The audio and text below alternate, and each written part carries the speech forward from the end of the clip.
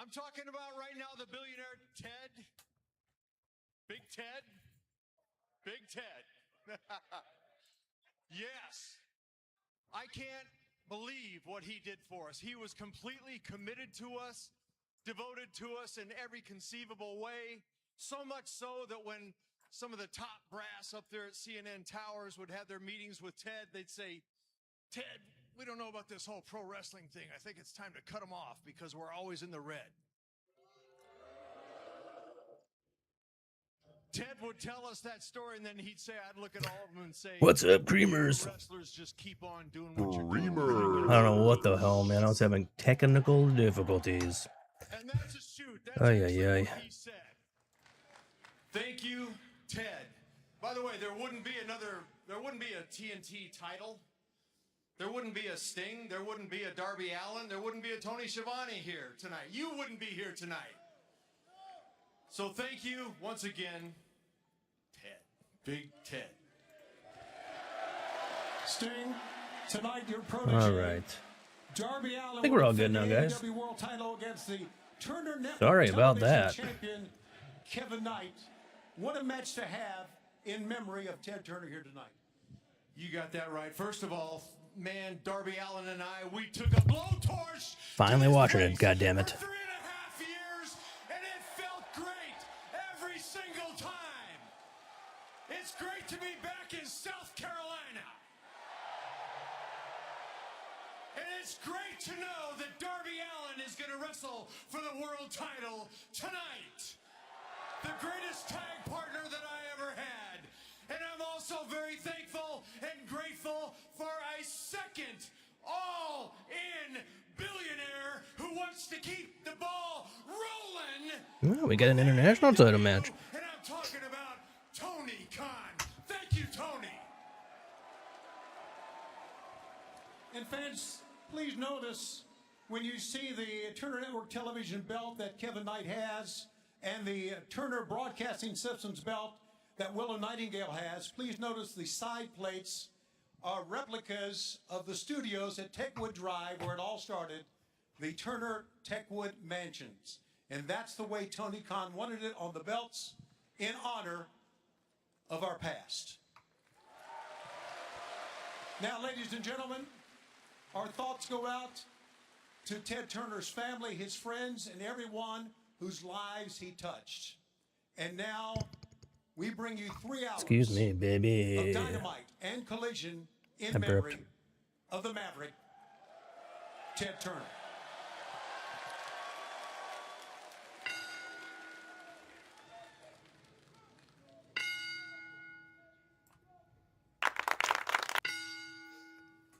Oh, man.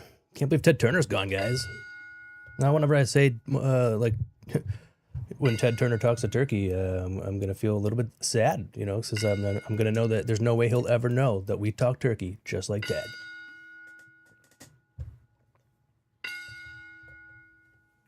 Oh, you can see my drink.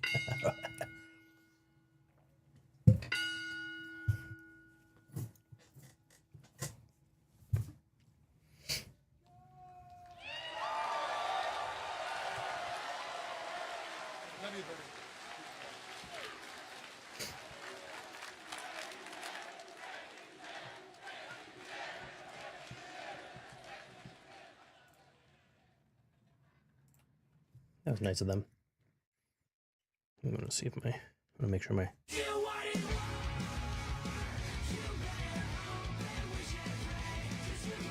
Can you even really hear this? Yeah, okay, cool.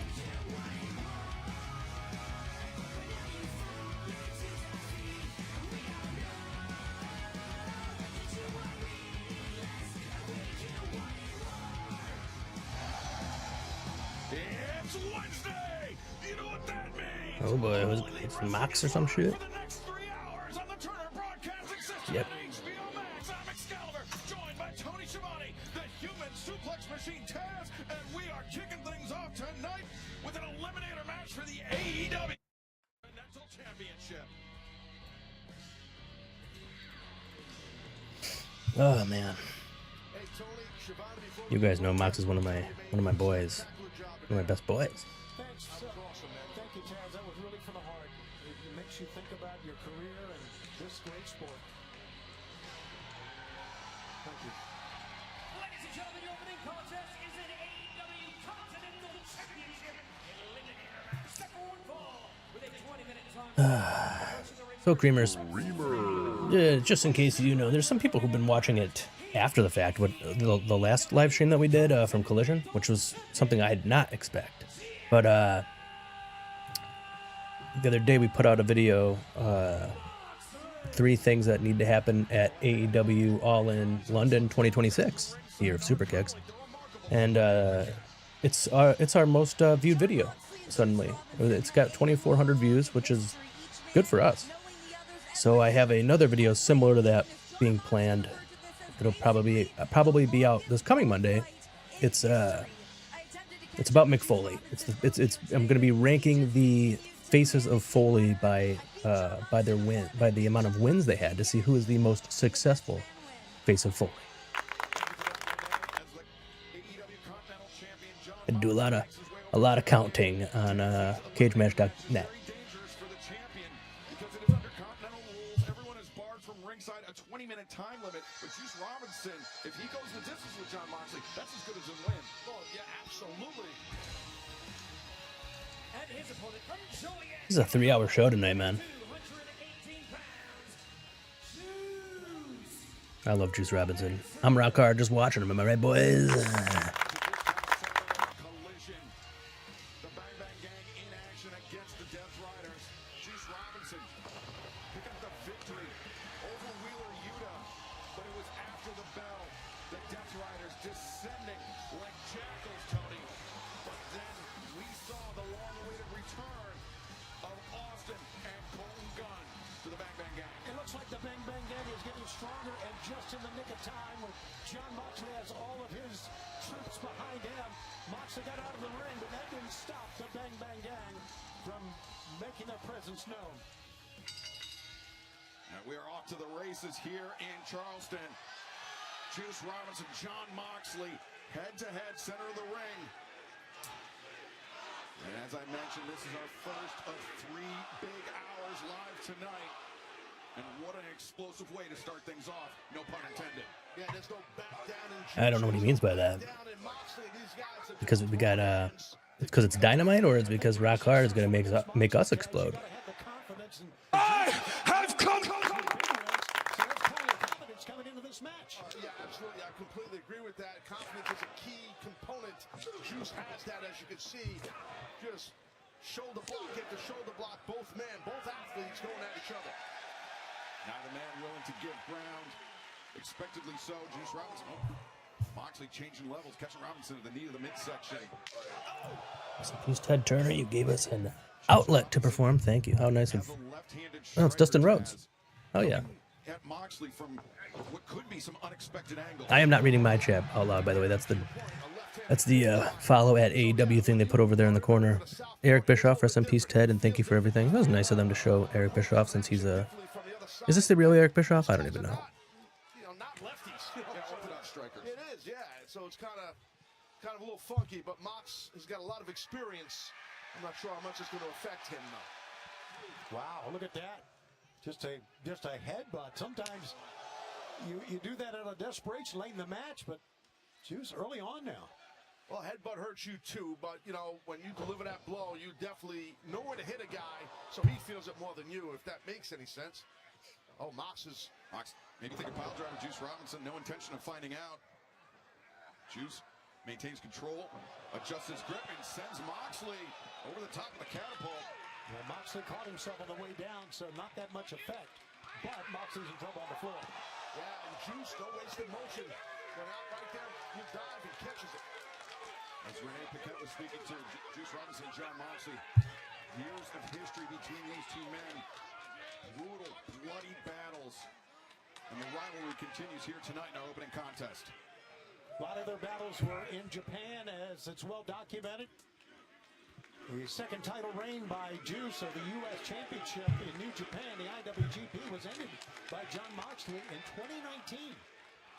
Yeah, and that sticks with you when someone takes a title from you, beats you, Excalibur, no matter where it is. That stays with you, man, for years. And John Moxley, though, catching Juice Robinson on the way into the ring, stomping on the left hand of Juice Robinson, the dominant hand. Yes, that's right. And pulling apart those fingers, all those little joints and bones in your fingers. So anybody who's watching on the Midwest or the East Coast or even Mountain Time, for crying out loud, I literally just started, clocked out from my job about 45 minutes ago. I had to hurry up and set this whole thing up. I like working, I like having AEW start when I'm, at 5 o'clock, because then when it's over, I have the whole rest of the night. But at the same time, it's like I have to hurry it up and get it on. You know what I mean? But it's fine. Tonight's a 3-hour show, though, so this is going to be until 11 Eastern, but only 8 Western. Why don't we call it Western? I get it. We're at the Pacific Ocean, but come on. They don't call it Atlantic time. You know, it's easy to say, but you got to get him back in the ring. John has never lost one of these eliminator matches. 8-0 in them. And as the Continental Champion, we mentioned, Taz, that Juice Robinson in this eliminator match, going the time limit, going the distance with John Moxley is as good as a win. It would earn Juice Robinson a shot at the AEW Continental Championship. And that's a huge deal right there, as you just explained, Excalibur. You're right. Those left-handed blows on top of the skull here. Hammering down and now biting. It'd be bananas if Juice Robinson happened to win this one, huh? He's not all that. A rounded crossbody, and instead of covering now, just raining down more punches on the head of John Moxley. What's up, WrestleRugs? Contest live on Dynamite. Glad to see you here, man. You watching? Nope. Okay.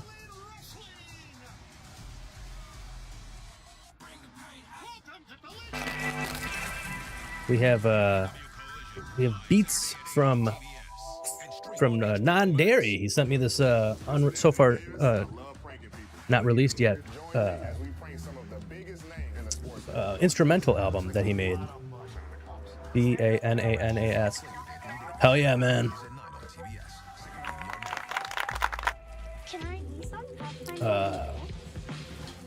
Yeah, dude. Excited for this 3-hour show. I love AEW, but come on, man. I have to watch it later. That's all right. Hey, thanks for being in here, though. Right now, what happened is that Sting came out and said he's back. He's unretired, and he's going for Darby Allin's world title. That's what you missed. Truly. I'm just kidding. I can't lie to you, WrestleRugs. It's just he came out and said, rest in peace, Ted Turner, and I love you, Ted Turner, he says, and then the crowd said, we love you, Ted Turner, and then they did a beautiful chant about it. 3 hours is a commitment. I know, man. It really is, for God's sakes. In a second, you're going to see that I lied to you, and I hope that you could forgive me. You already know it's a lie.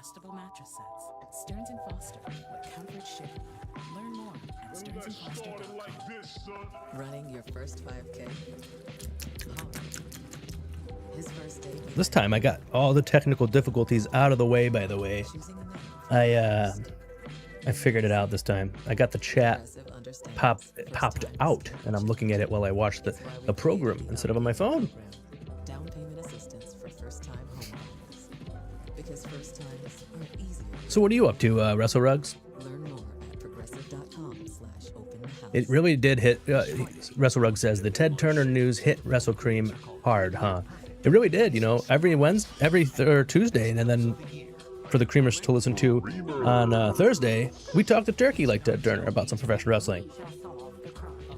Ted Turner talks the turkey no more. I don't know, I don't have a sad one. Yeah, there's nothing I could even pretend.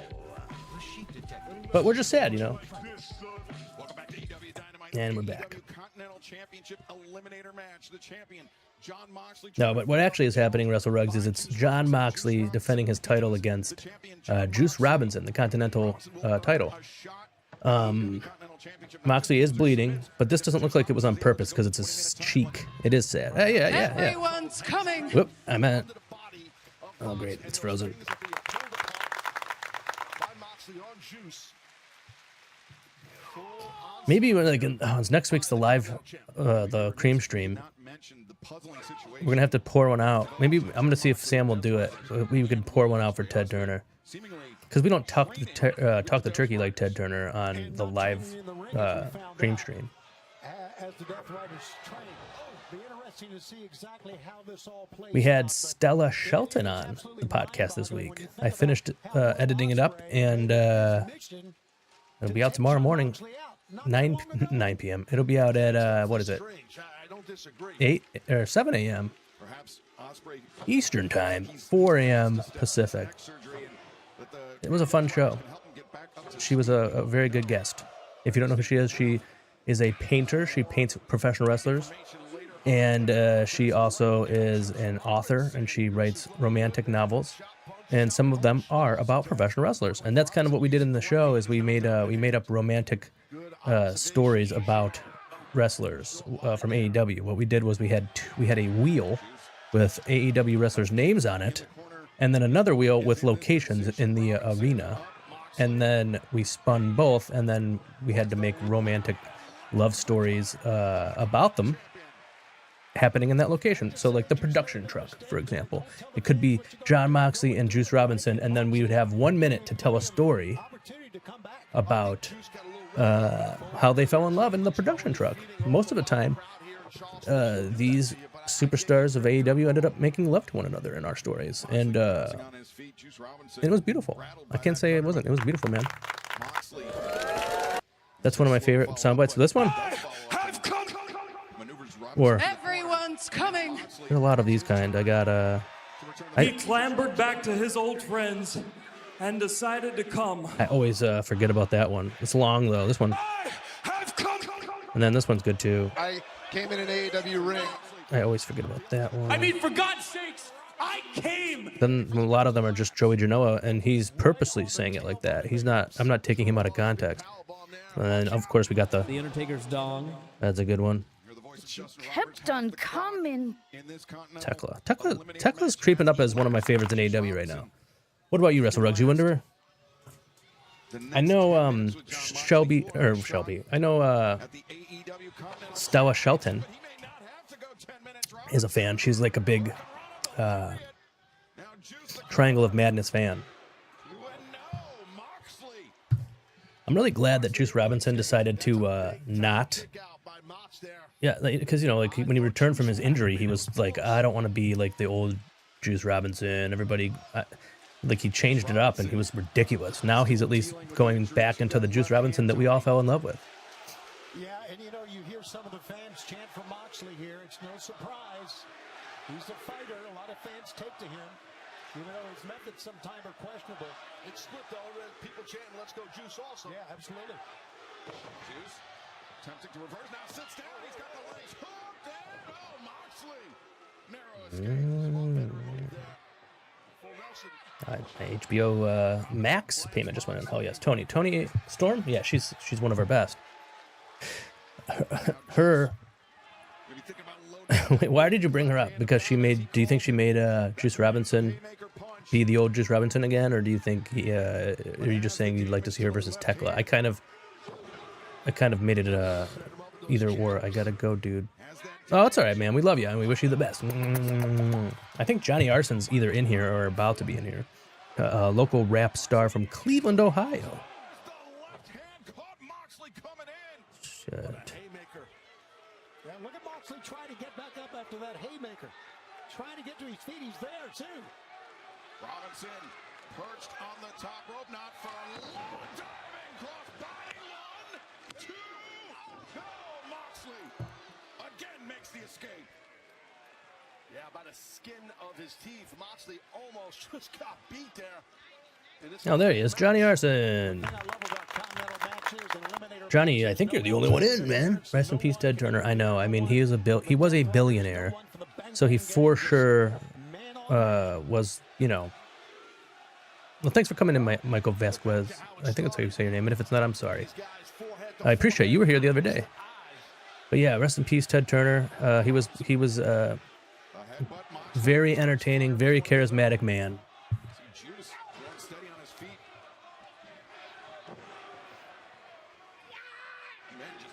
I wonder, did WWE post anything about it? Does anybody know? About Ted Turner passing, I should say. You really can. Moxley changes course, elbow strike. Robinson answers. Wind up. Neither man wants to give the ground. Michael and Johnny Arson, just so you guys know, in case you didn't know that this is a 3-hour show tonight. It's a long one. Juice right at the bridge of the nose as Moxley charging in. Robinson sidestep Moxley into the post now. Robinson, the cradle, 2, and whoa, very, very For a second, I'm not going to lie, I really did think Juice was about to get the victory. It would be amazing. looking for the Juice's loose, but instead Moxley blocked the leg and then switched underneath Taz. Yeah, I mean, you might want to sit here. Moxley try to swivel your hips into a bulldog. What are you choke. sheeshing? This match, Johnny Arson? Rear choke, and it's on pretty good. Well, it was on.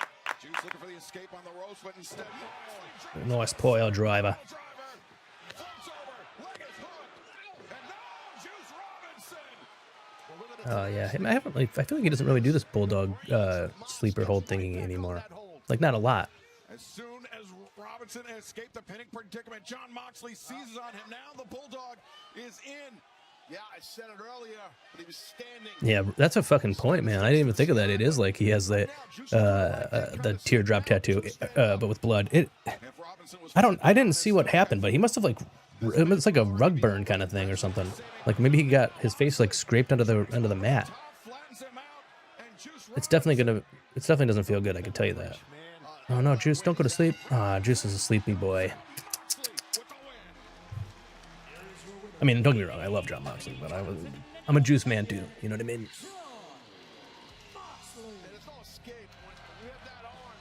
Yes. All your body weight is on your opponent. The way Moxley does it, I mean, you can't get out of the hold. It's just you get choked out. That's all tap. Hey, you happy that Johnny Moxley won? I call him Johnny Moxley.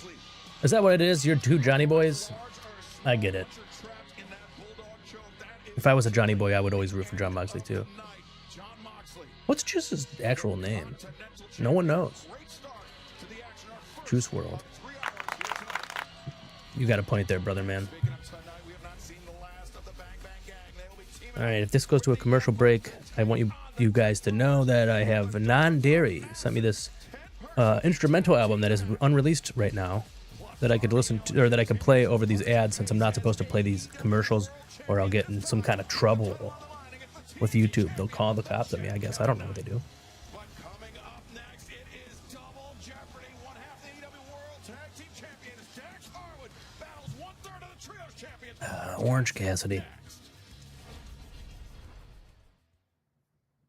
My name is Christine. My husband Ryan was a healthy 34-year-old, and then 3 months Shut up, later, Christine. thankfully, It's non-dairy time. Ethos made it so easy. What the funk? Are you serious? Am I serious about what? The fact is, though, I am serious. Whatever you're saying, I am serious, Johnny Arson, for crying out loud. I love non-dairy more than my dad. I love non-dairy too, but I don't know if I love him more than your dad. Your dad is one of our nation's best, really. But I'm sure non-dairy appreciates it wherever he is.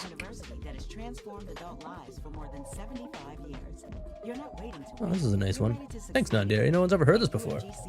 This unreleased project. It's pretty cool. I like it. I think he said it was called...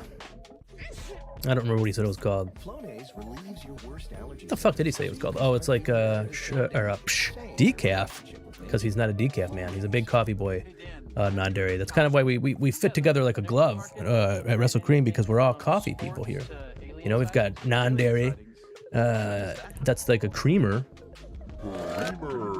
And then we have, us, the WrestleCream. We're like creamer as well, you know. Maybe we're just cream fans. I don't know. You're right. Thank you. I'll tell him. Yeah, thank you, man. I appreciate that. Since it's like daytime still here in Portland, Oregon, the city that I live in, it's like rush hour right now, and I live on a main street, so you may hear honking or motorcycles and stuff like that go by, because people aren't very quiet around here. You have the hookup. I wish I was friends with non-dairy. Are you not friends with him? You said you were going to tell him. And you know what? I know you know him. I mean, you guys, you have like a loving relationship as far as I understand Johnny Arson. I know he loves you.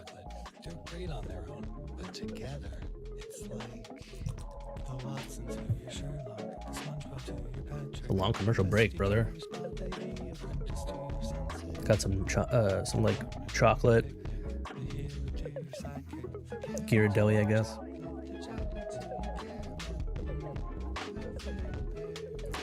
So there's this like, chocolate truffles that are vegan. My wife is also vegan, and they're going to be discontinued. They're made of oat milk, but they're like it's that one brand that everybody knows, the little twisty ones of truffles. But I thought that they already. I think it's the last commercial. No, I thought that that they were already discontinued, but they are not. So for Earth Day, I bought her a pound of them offline, but it turns out you can still get them in the store. So, whoops. Are you saying that to the chocolates I'm talking about? Chocolate truffle. They're very good. In his preparations for return to action back in AEW, I understand our cameras earlier today caught the latest training session between the aerial assassin and the Death Riders. Excuse me. You just got off Uh-oh, what's going on with these boys? You're winning titles with your petty little dramatic friends. Wow, look at that. Well, really, Yuta doing sit-ups on top of Will Ospreay? Against the world. And if you want to be the best version of yourself, you're going to have to work for it. Come on, let's do it. Come on. Interesting, Ospreay. So, Johnny, there's a New Japan event over the weekend, Don Taku, and Will Ospreay was there, teaming with his old faction, the United Empire. Well, they're bad guys now. When he used to be the leader of the group, they were good guys. So, hold on one sec. Let's see what Mox's about to say.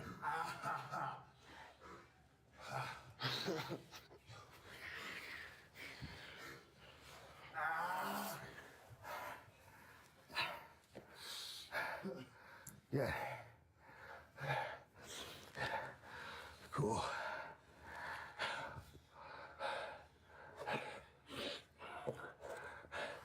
Have you ever heard of the concept of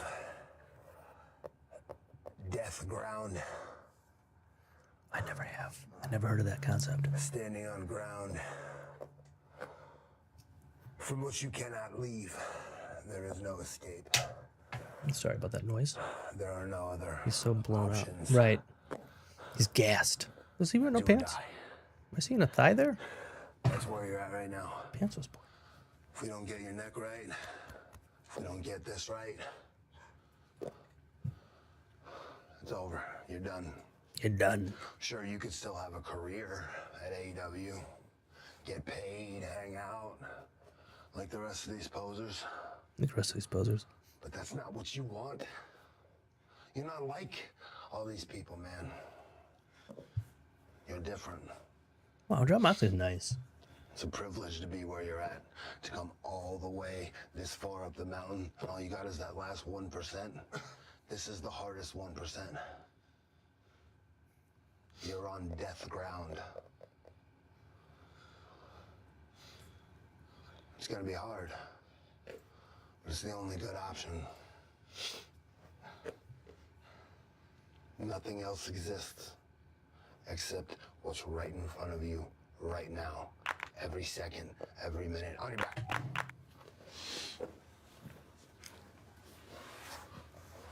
He's got shorts on. He's not naked.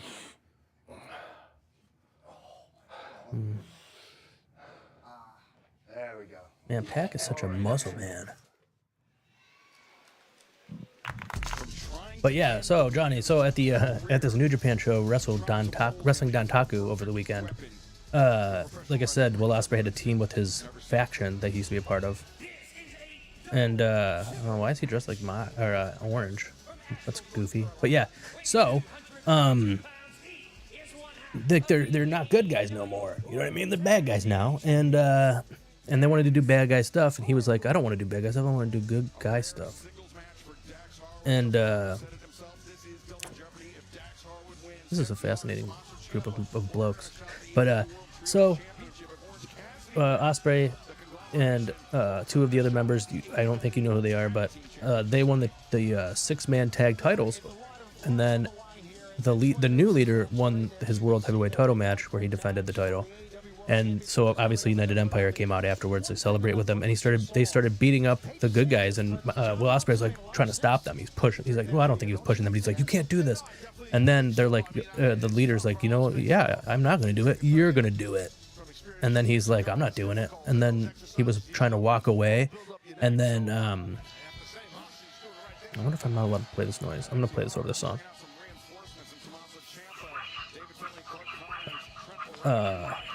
Just to be on the safe side. But yeah, so then as he was trying to get away, Colin Newman, the leader, was like, that's right, walk away, Death Rider. And he kept calling him a Death Rider.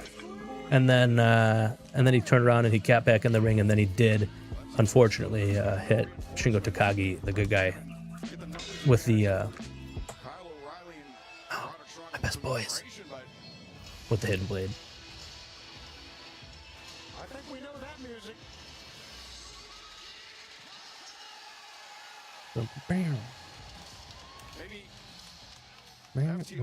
I love those boys. I like this song and all, for wrestling theme song, but I want to hear the Young Bucks theme song. It's the best one. But you know what? They don't care about me. They only care about, everybody else. And I think that's just not right, man. That's real rude of AEW. But what can you do? Damn, succumb to the pressure. I know. And when he did it, he was like pissed at like that he did it, and he was, I don't know. It was very interesting though.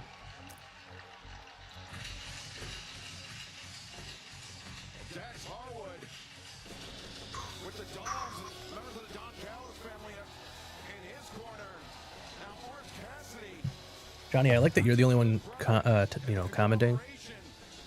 No, there's a couple people in here. But Johnny, you're the only one commenting, and you're not number one. It doesn't make any sense. Just keep typing and sending stuff.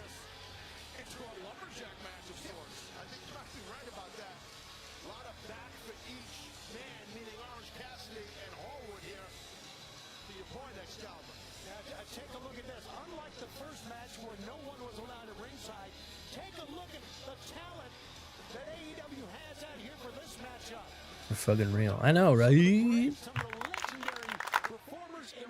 All right, we got this beautiful match. It's gonna be good. Every time the Young Bucks are, they're just coming out. I thought this was like a 10-man tag or something. This is a lumberjack match.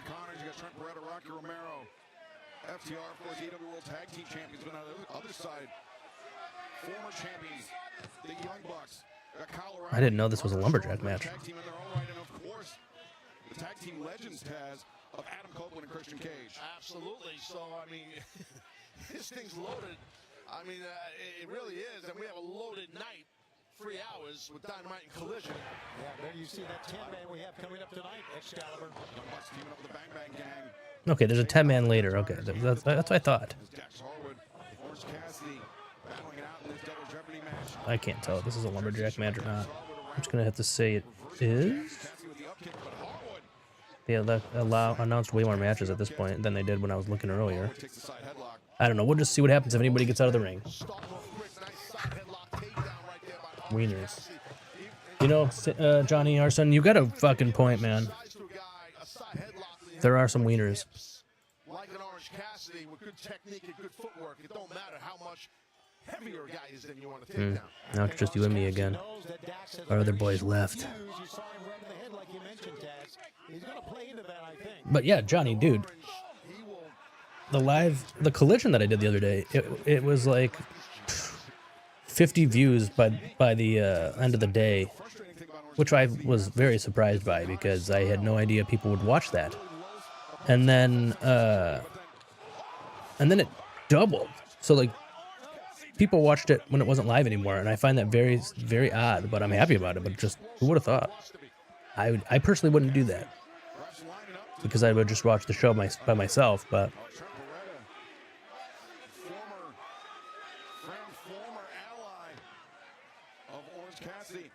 Huh.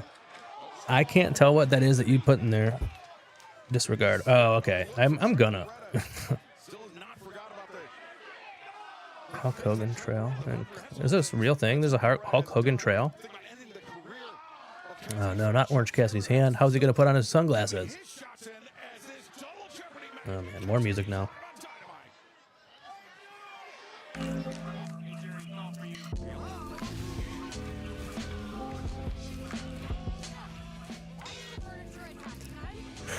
Interesting, but it's way more entertaining than you think, Deb. Yeah, I guess so, but it's just, you know, if I was watching one of these things, I would be using it, I would be like watching it while it's live, you know, along with the show, and then be like, look, I'm hanging out with Deporticus or whoever else. That's one of the guys who does that. And I don't know, but I guess it is entertaining. I don't know. Well, I'll listen to people do live reactions of like I did it for WrestleMania to see if Saraya was returning as Paige, but I don't have ESPN and I'm certainly not going to get it. And as soon as I heard that Paige came out, I was like, all right, that's that. Because I can't watch WWE or even listen to people watch WWE. It's just not good. Johnny, you think the New Day is coming to AEW?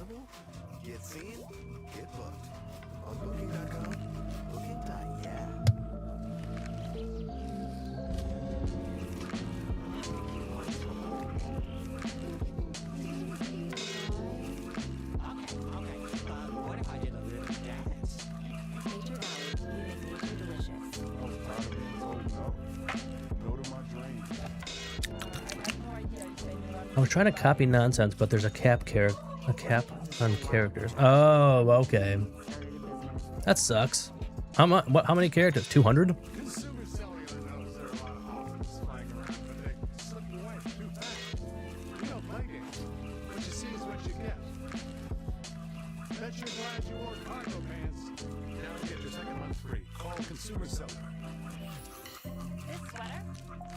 So interesting. So like, I can look at my top fans, which I guess are the people in this chat, but you know, you're still not number one for whatever reason, and it gives you guys experience points. So it has WrestleRugs at 75. You are also at 75. Bomb City, whatever it is, 25, and then Michael Vasquez is at 25 as well. But what the hell do you even use that stuff for? Do you think you could level up? And you'll like have a skill tree and stuff like that?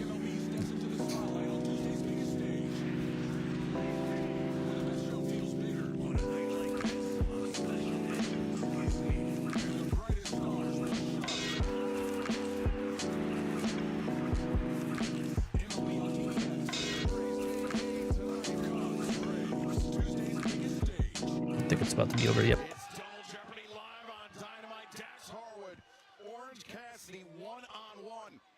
If Dax Harwood wins, FTR and Tommaso Ciampa will earn a shot at the Conglomeration's AEW World Trios Championship. If Orange Cassidy is successful, Conglomeration will earn a shot at FTR's AEW World Tag Team Championship. Fuck, what did he just say? A comment about the New Day didn't pop up, I guess. Oh. No, it did not. Oh, unless you said hopefully, which it is there now. But what did they say? If Orange Cassidy wins, the Conglomeration gets a tag team title match?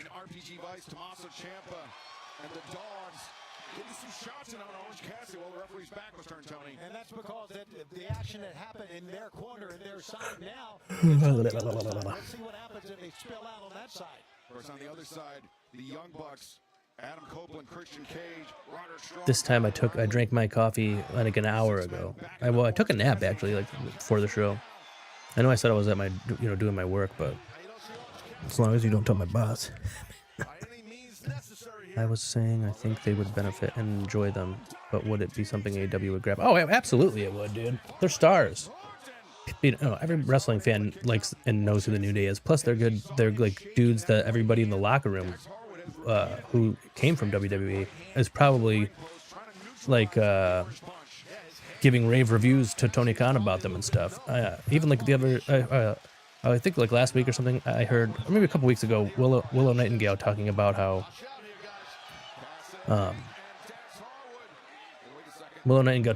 like they were a big inspiration for her, you know, because of they were like, I don't know, their characters just like portrayed joy, you know what I mean, and like just being like happy and good. And you know, I think you could see that she wears that inspiration on her sleeve.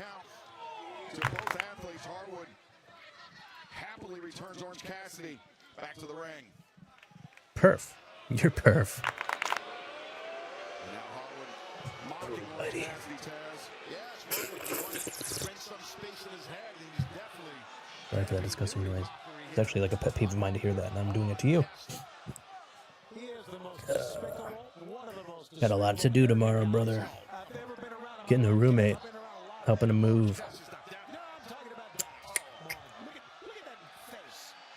Look at that face. I was talking yesterday. So Johnny Arson, local Cleveland rap legend.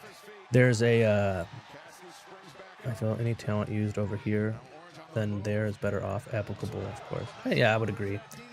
Plus, you know, they were offered less. They were offered to change their contract to make less money, and they didn't. They said no to that.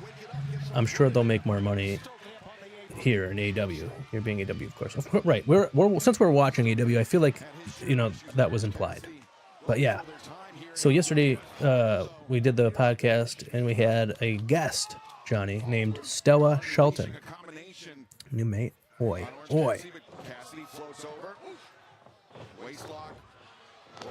But yeah, we had this Stella Shelton person on, and she's like a... Hold on. She's like a painter, and she paints portraits of wrestlers and stuff like that, and gives them to them. But she also writes romantic novels, and she has a couple of them about wrestling. So we did this game with her where we'd spin the wheel and it would give you the name of a wrestler, and then we'd do it again and it would be another wrestler from AEW, because that's what she likes the best, because she's a smart person. And so then you'd get these two wrestlers, and then you'd pick a location on another wheel, which would be like production truck, bathroom, catering, some kind of like location that you would have in an arena for wrestling. And then you'd have 1 minute to tell a love story about the two wrestlers. And I'm going to spoil one for you. Orange Cassidy and Bryan Danielson, love story in the production truck.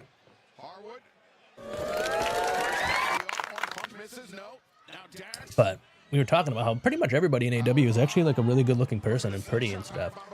Except for Dax. You know? I mean, he's got a rugged look to him if you're into that sort of thing. But he isn't like a beautiful man like Orange Cassidy or Will Ospreay or something. No, those guys are hunks. A hunk and a half, really.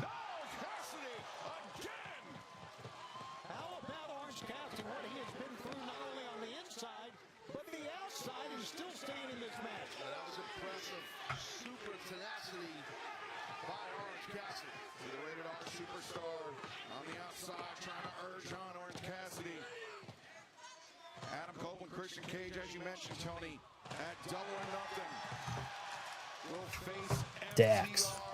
Yeah. I don't want to be mean to him, though, you know, but there's a big stud on their team, and it ain't him.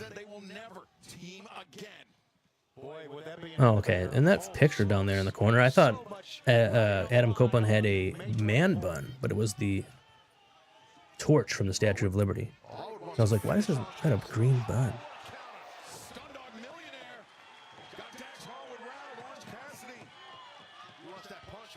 Cage, wish he was my dad. What a stud. I know, man. I always wanted to have a hot dad. But no. I thought that was it.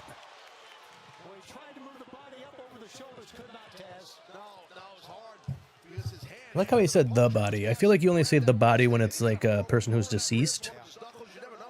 But not Tony Schiavone. He says it for any other human being that someone's trying to move. Cage, wish he was my... Yeah, you already read that. Big John Studd. You're Big John Studd. because you're Johnny. I still don't get how you're not number one. It's bizarre to me. It's just you and I, and he. Oh, shit. Oh, come on. Bad guys. Why are you doing this? Oh, yeah, because they're bad guys. Or Ventura.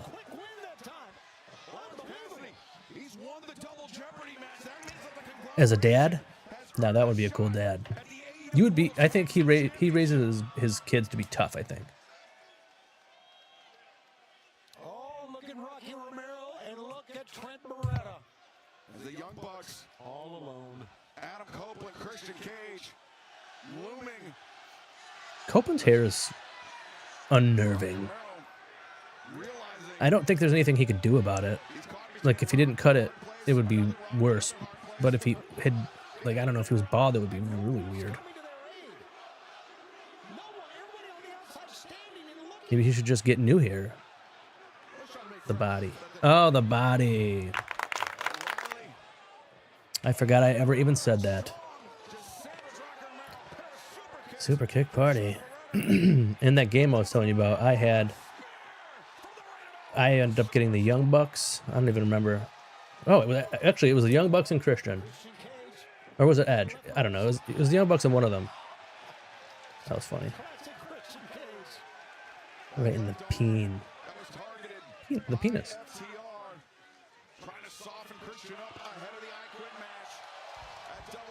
What's up, Joe? Welcome to the show, Joe. There's two Joes on here. Hot Joe and even hotter Joe. I was just thinking that he looks like a werewolf mid-trans. You ain't never told no lie, Johnny Arson. You ain't never told no lie.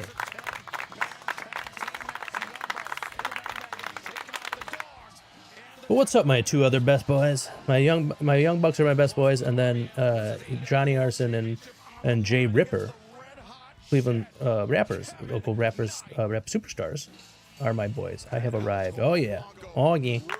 Now you're number 3. How did you become number 3 so easily, and Johnny can't become number 1? Oh, Roosh. You guys like Roosh? I'm a fan. I'm glad they're finally making him important. In Ring of Honor, he was a badass, man. Plus, he's just cool looking. Dre Rip immediately number 1. What the hell? What is this point system? That's hilarious. I'm gonna have to look. What is going on here? Yeah, it says Jay Ripper has 75 experience points, and Johnny, you also have 75, but it makes you 3rd place for some reason. Maybe I could, like, if I like your comments or something. I don't think I can. I can't.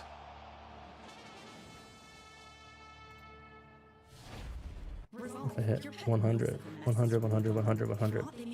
Maybe it would be like, hotjoe likes this guy. I don't know why. I don't know either, man. Oh well, that's not our problem. It's Johnny's problem.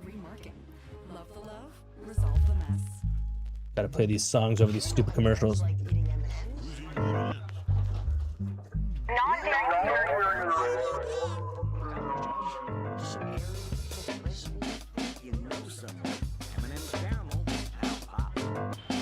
Yeah, we got Joe. We got non-dairy hip-hop producer. Let me use this unreleased instrumental album to block out the sound of these advertisements that I'm not allowed to play. You know, I'm not allowed to play. It's illegal. Go to prison.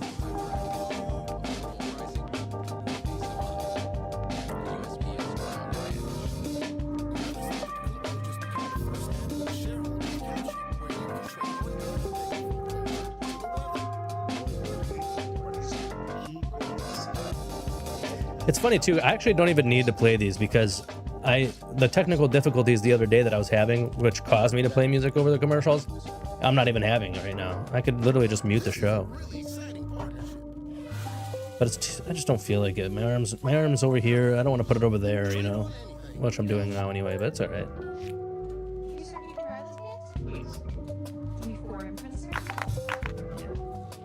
So what's going on? You guys in the same house or what?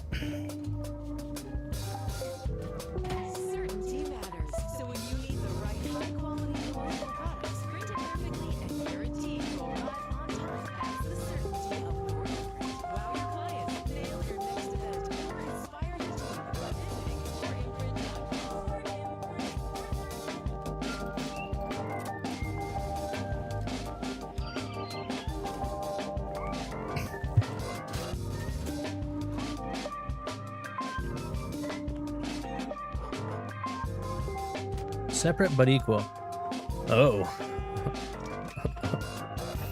That's usually not used in a nice context. His words, not mine. Okay. Well, Joe, I think you need to look up the origin of that phrase, and I imagine you wouldn't want to use it again.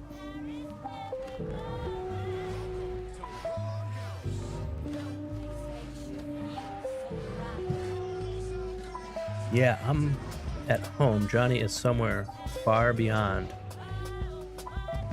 Sounds like Johnny. Ha ha ha. This commercial break was so long that this fucking song isn't even over yet. That's done. You got some splaining to do. Yeah. Let's take you back to 1 week ago where Ricochet and the Demand making good on their promise to make Chris Jericho's life a living hell. You guys can do that too, huh? Celebration. Shock. 100. It is fun to push that button a bunch and watch things fly up in the air.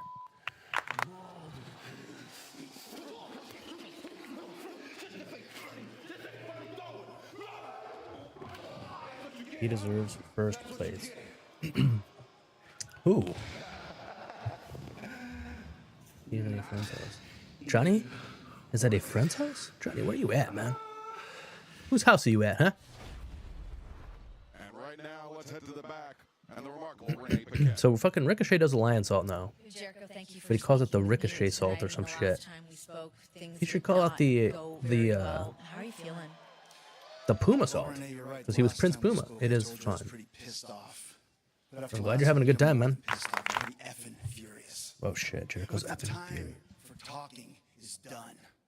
The time for words is over. What It's now? time to fight. What now, Jericho? A fight. Uh-oh. But unlike the Demand, I don't want to fight backstage. So if I can be so bold, Renee, I'm gonna take it out there to the people. Oh shit, the people? That is sweet that doesn't allow feet. Damn, dude. I like the sound of that. Feet are sick. Like a not cool kind of sick, but like a gross. Hey! Come on! To the people. You know who does it for the people? Common. Keep whole.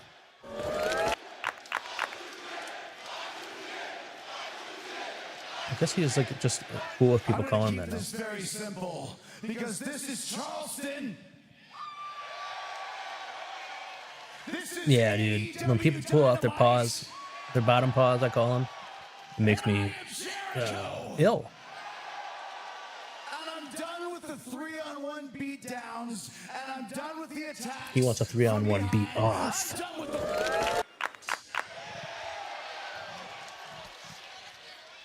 So Ricochet, I'm gonna ask, I'm gonna demand that you come out here. Jericho did it for The Rock. To me, face to face. You're right, brother. One-on-one. He ran that son of a bitch down. Right now. Come on. I remember in like whatever wrestling game back then, maybe it was SmackDown Here Comes the Pain, there was a storyline that was like the storyline where Stone Cold got ran over by Rikishi. Except instead of getting run over, the car drove past and then hit him with a sledgehammer outside, like out the door, out the driver's side window. Which is a very crazy thing to be able to do if you think about it. I mean, you're steering and you're holding a sledgehammer enough to hurt a person with. But I until like an adult, I never understood why they changed it. But obviously, they don't want to have children playing a game where they're like, look, run people over with a car.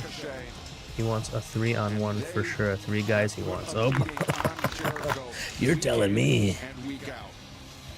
He wants him to break down his walls, his vaginal walls of Jericho. I tried to do you a favor. I tried to do you. Oh, I'm gonna snap that and put it in the fucking thing. And yeah, I'm sure that you and every other simple-minded person listen out there think that it's actually funny that you went and you trademarked the guy who gets his ass kicked by the Demand every week that he shows up. I'm sorry, Ricochet. I can't hear a damn word you're saying here. What's that supposed to mean? Listen, okay, I think that was the game. What are you saying? I know. What do you mean? What do you mean, bud? You're back out of poo. Okay. Overweight, mouth-breathing hillbillies right here in Charleston, North Carolina. Oh wow! I didn't know they were there. Those are fat hillbillies. He's got a point. If I'm being honest, man, I'm getting kind of tired of it. I'm getting kind of bored of it. So if we do this again, if we do this one-on-one, Jericho, then what do we get out of it? What does the Demand get from all of this, Jericho?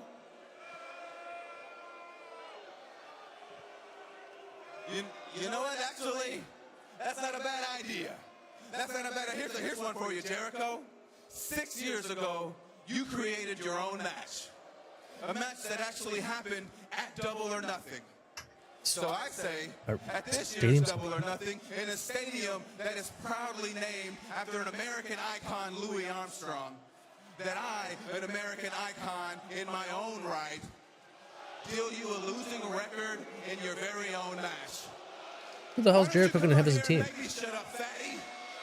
Why don't you come on out here? I'm ready for you. Exactly. Sit down and shut up. Wow, Ricochet's a mean man. Just because that fatty was yelling? I mean...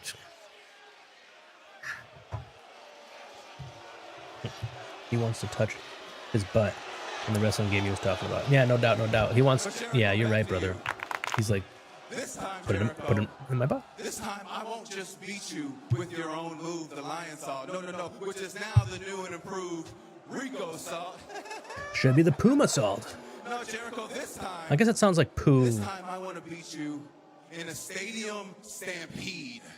We get it. You already said stadium in your sentences. That's a great idea. I actually love that idea. The only problem is, the last time we faced each other, Jericho, you had to pay people to watch your back, and how'd that work out for you? You still couldn't get the job done, could you? And so I'm not actually sure you're going to be able to find 4 other partners. And you want to know why, Jericho? Because here, so it's 5 on 5. In my company, nobody likes your ass. I know I don't.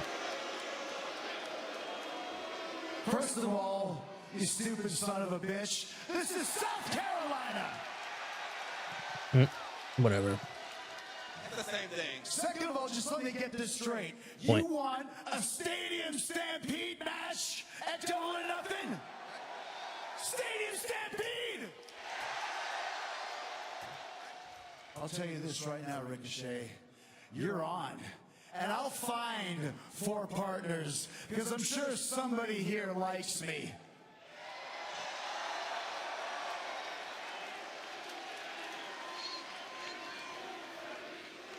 But if I can't find 4 partners, I'll take on all y'all by myself. I guess it could be like the Young Bucks. Called. Jericho definitely had a game plan, but it might have went to waste here. The numbers, there you go. Not in Jericho's favor. Those giant men from Naples. Totally on it, took the outside as with Bishop Khan. Judas offensive. That was actually a pretty good Judas effect. Ever since Andrade started doing a similar move, I've thought that the Judas effect kind of sucks, but it was a good one.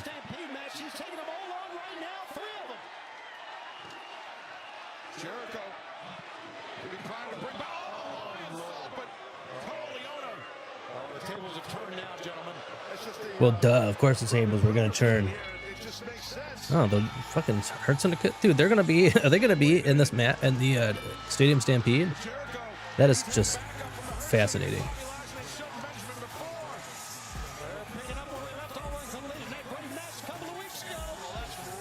Okay, so is MVP going to be in it? And I'm not sure if it's a case of them liking Jericho or hating Ricochet more. I'm not sure. Jericho, he's got his hat. I know they love Bobby Lashley and they love South Carolina native. John, you still pooping, brother? A stadium stampede challenge thrown out, but right now, Renee Paquette once again standing by. Ladies, there's a lot of conflicting emotions tonight ahead of your match with Sheeta and Statlander. How are you guys feeling? I don't even know how to feel. She doesn't know how to feel. Hey, wake up! What she has done to Stat and us is not good. Can you trust Stat? I hope so. But tonight, beyond friends, beyond how you feel, we have a match to win! Holly, you are one of the first ever tag team champions! So, stop looking out there! Look at me here! Oh, sorry, I saw you in gear! I'm not, but I don't care! Sheena, start! The ref is back! And just not! You're gonna feel it. We're in for a hell of a match. You gotta go put something on. Oh yeah, man. Joe, you're packing a raw cone. What's funny because Johnny is doing the opposite. You know what I mean? He's got a cone. He's got a raw cone come out of his butt and into the toilet because he's taking a poop. And I forgive you, brother. You don't have to apologize to me. I didn't even. You don't have to comment every second or anything. This contest number one fall is for the AEW International Championship. Introduces first from weighing 236 pounds. He is the AEW International Champion, the Rainmaker.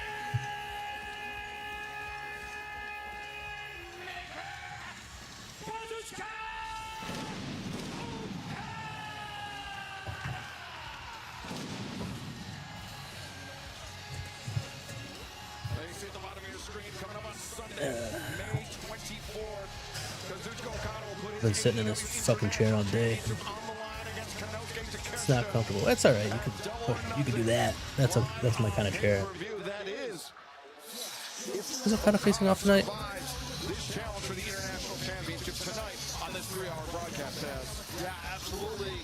Should be a hell of a match coming up, by the way, here. We have Okada in battle. This tremendous competitor. And Man, Johnny's still taking a dump. It's been like an hour. Lance Archer, a personal friend of mine for many, many years, approaching the death. That's not what you were saying earlier today.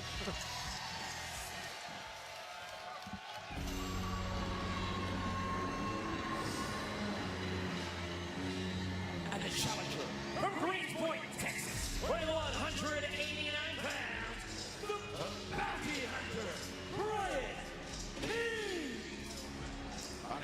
It's nice to see Brian Keith. I think he's the Defy champion right now in my neck of the woods. I mean, I don't live in Washington, but they come to Portland every once in a while. Picking up titles in the independent scene of professional wrestling. He's the Defy Wrestling Champion in the Pacific Northwest. Guess so. Looking to add the AEW International Championship to his collection.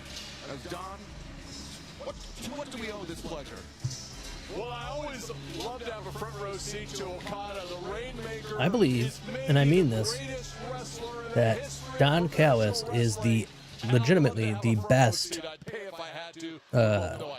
manager in professional wrestling right now. You want to be at this stage, you are welcome here, my friend. Thank you, buddy. And I know that you may, whoever's listening to this may be like, well, what about Paul Heyman? Paul Heyman. Yeah, I've considered him too. And I still say what I say. Hey, listen. I think Don Callis is better This young man than Paul Heyman. He takes long poops. phenomenal in my opinion. Joey Rodriguez, Rip J. Ripper, local Cleveland hip-hop star, is letting us know, Creamers, that Johnny is pooping. How did you see that chick who gets like... Side headlock taken by Brian Keith. Okada, though, taller of the two, was able to maneuver Keith up. Alex Alberto, I did not see that. He's got a great... Should I go, where can I find the clip? On like Instagram? Brian Keith, but he's got that headlock on real strong. Okada realizes he's trying to get some separation. I don't think being in the ring with Okada is a problem. I'm just going to go on Instagram and see. As a competitor, For you, can Alex, learn anything. by wrestling Okada. 100%. Right, you learn how to lose very quickly, which is what's going to happen. You can gain a lot of confidence if you're successful. Here's the problem if you're wrestling Okada. There's no holes in his game, Taz. Would you agree? No, I completely agree. I'd watch this man wrestle for a long time, Okada. I agree. There's no holes. But I can tell you, Brian Keith is not looking to learn anything. He wants to beat. He wants to flat out beat Okada.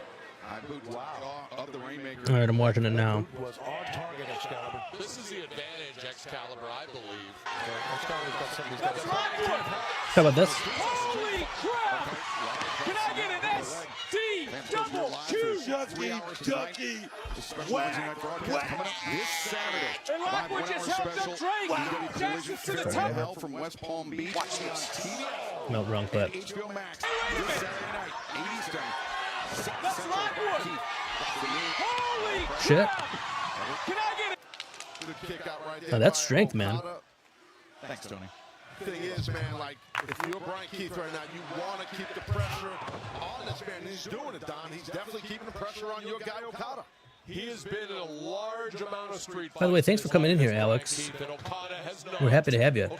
You watching Dynamite right now, or are you just listening to me bullshit about it? Brian Keith, stylistically, very much influenced by the Japanese pro wrestling style. But he mixes that very well with the street fighting background, as Don alluded to. But Okada, a nice drop kick, sends Keith sprawling out to the floor, but to the midsection DDT. Spikes Brian Keith. Is this AEW International Championship class continues live on Dynamite.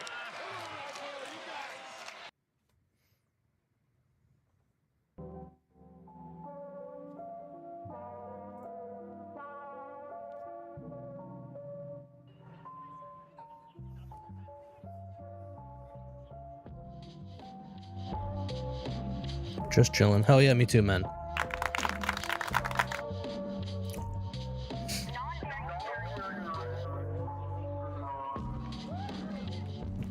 So what do you what's your favorite weekly wrestling show?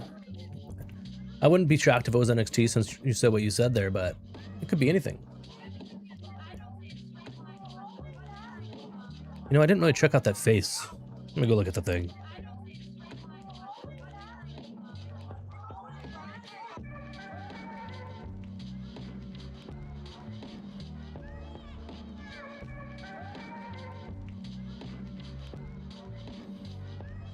Bailey Humphrey is her name. I see what you mean. Very impressive at body slamming, though. Let's give her that, right? Johnny needs to hurry up. Yeah, he's taking a huge poop, you said.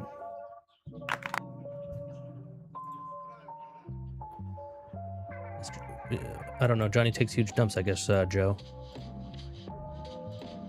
Fire beats. Well, I'll let Non-Dairy know that you said that. I'm sure he'll appreciate it. Just like we appreciate him letting us use this for the commercial breaks.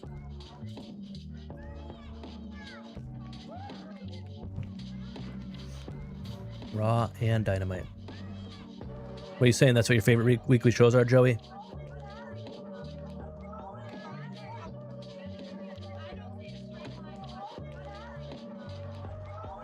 And JCW. People were liking JCW. Who would have thought? Especially considering it's Vince Russo, you know? Everybody kind of shits on him. And I'm not saying he doesn't deserve it, but it's just odd that he's booking a show that everybody's, like, ranting and raving about.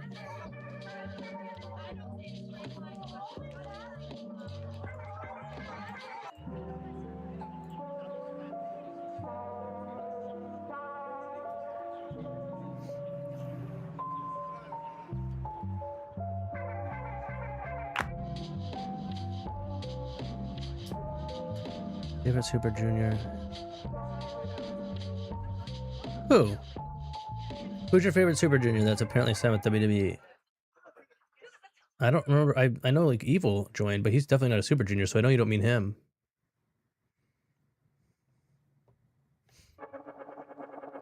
Those are good choices, Joe. I mean, I don't watch Raw. Just... Oh, here we go. Back on. Bounty Hunter, Brian Keith, Don Callis, joining us here at the announce desk. John, Okada has looked sharp in this. Oh, are you talking about Takahashi? He went earlier for this explosive suplex, but it didn't happen. It didn't happen there. Because Hiromu Takahashi is a very... he's beloved by the masses, including myself. Nasty. I mean, he caught Okada square, as you said, Taz. Yeah, no. And I agree. the thing is, I thought he was going to go I for agree an too, armbar. Joe. I don't really remember what I said, Set up, meaning but you agree? on her hat, Okada set up for Means the world to me. well-placed Fujiwara armbar, but instead came with that knee. I think He's gotten in better shape, Brian Keith. Like, he wasn't in bad shape, but he's like Hiromu Takahashi. So he's actually signed. I know that was like a rumor that he would be, but I didn't know if he did or not. That's sick. I think it like, he's like older and slower. I'm not insulting him. He just doesn't wrestle like he used to. And that being the case, I feel that he would probably flourish in WWE because of his character and how he's a very entertaining guy. Has wrestled a hell of a match here, gentlemen. he's not done. I mean, Brian Keith is on the hop, man. He is relentless right now to get back on Okada. Okada went out of bounds here, getting out of the ring. I would watch out here. Yeah. Do it again. Okada was thinking DDT, but the switch, reversal. Now, Keith just spiked Okada. And Okada in serious trouble. Don, you knew that Brian Keith was no slouch, but I think Keith not backing down from Okada in the least, giving you a little bit to think about here. Brian Keith doesn't back down from any man. I will say that about Brian Keith, but he has acquainted himself well with, I would say, the gaps in Okada's game plan here tonight, if there are any. All right. There are any. He's got Okada dazed now. There's no doubt about that. He does. Brian Keith looking for that exploder again, Taz. For a third time, yeah. Okada well scouted on Keith. Okada countered the boot, lands one of his own. And now, hoists up the bounty hunter, the neck breaker. I know, Joe. I can't remember what his new name is. But And despite the I don't know. adversity he's faced, Okada Sometimes, most of the time, Evil is someone who I don't find fun to watch because of all the interference from House of Torture. But in his G1 Finals match with Takeshita, the crowd was actually behind him, which was crazy. But also, like, it was a very, very good match. So he has it in him. It's not like he's not a good wrestler. And he doesn't have a faction to like do that stuff right now in NXT. So I think is from. No, yeah, he's from New Japan. Okada's one of the best. A guy that size can get up with that great vertical drop kick. Here we go. Now Okada rain. Ooh, what a headbutt. Counter. The headbutt catching Okada on the side of the jaw. Now the double underhooks. Keith could be thinking Tiger Brian Driver, Keith's but no, got some Okada bizarre slips hair, free. dude. Okada, Because he has like a ponytail back there. But on the brakes, Brian Keith rolls Okada through, brings him out to center. Double underhooks once again. Okada counters. Nice counter right there by Okada. That was impressive. Oh, sliding Lariat attempted. Keith rolls through. Third time. Double underhook this time. Finds that Tiger Driver. 1, 2. No. That was close. Would have been a gigantic upset right there. I think so. Yeah. So Brian Keith is the Defy champion up here in the Northwest, and I think Marina Shafir may be the women's champion of Defy.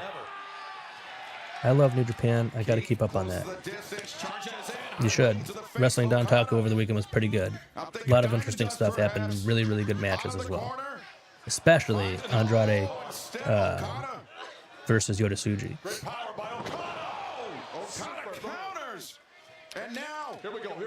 I think weird hair. Yeah, it's very weird hair. I was like, who are you talking about? Takahashi? Yeah. Brian Keith's got weird hair.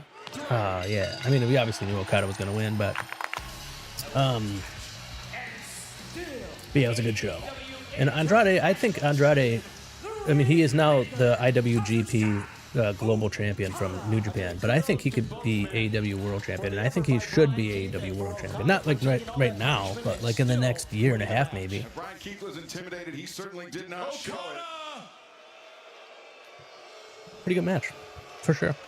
Okada has something important to say. It's kind of interesting. Like, Don Callis is abandoning Takeshita? He's been in the faction far longer than Okada has. I already have the international title. Great point. Unlike Takeshita. I will, brother. I'll send you links to that. I mean, you have. What does he want? The world title? I'm coming for the AEW World Title! Whoa. Bitch. Bitch! Well, fuck. Kazuchika Okada not satisfied with the International Championship. He wants the AEW World Championship as well, but the Rainmaker, not the only member of the Don Callis family with designs of the world title. Let's take a look at Andrade El Idolo. I was just speaking of him, about Andrade El Idolo in the world title. I can't send you links because they don't really have, Tammy said bitch, I know, right? They don't really have, like full matches, like up-to-date matches and stuff like that on like YouTube or anything, but I'll give you my New Japan World information so you can watch it. It's their streaming service. All the New Japan stuff's on there. It's not very user-friendly, but it gets the job done as long as you'll figure it out.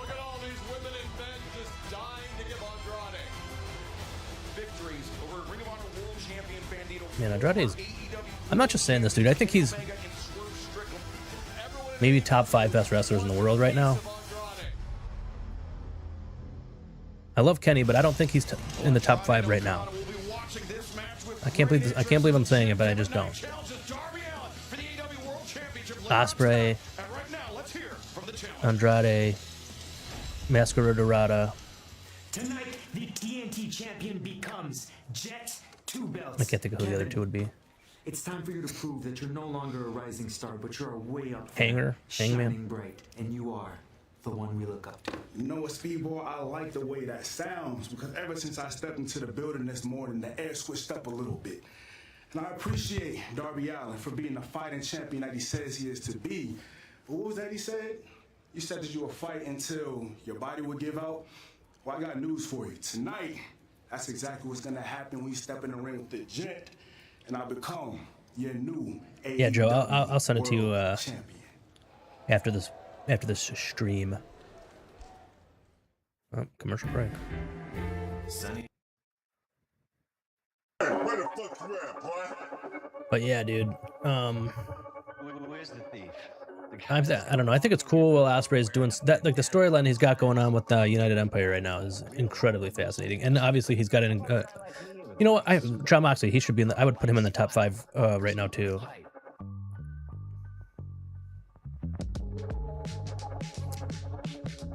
But yeah. But yeah, so the Moxley stuff with Ospreay is super fascinating with the Death Riders, and then his stuff going on with the United Empire is very interesting as well. I like Colin Newman. He's the leader of the United Empire, Joe. He's all right. Cannot display document. What does that even mean? Well, let me play the tunes. Weird.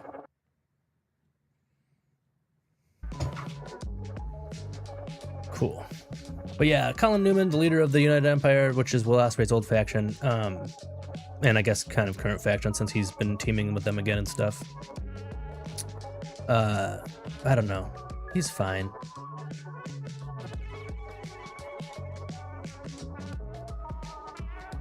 I kind of think there's a show coming up, Joe, called Dominion, and it's going to be Yota Tsuji challenging for the IWGP World Heavyweight Championship against, or World Championship against, or Heavyweight Championship. I can't even remember anymore. He's challenging goddamn Colin Newman, and I think he might win it back. I think he lost the title so that he could lose the global title because he had 2 belts, and then win back the world title. We'll see.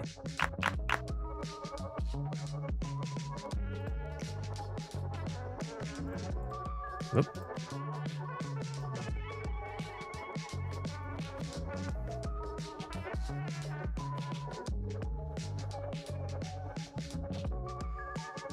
Now Darius got some sick beats on this fucking upcoming instrumental album that he's got coming out.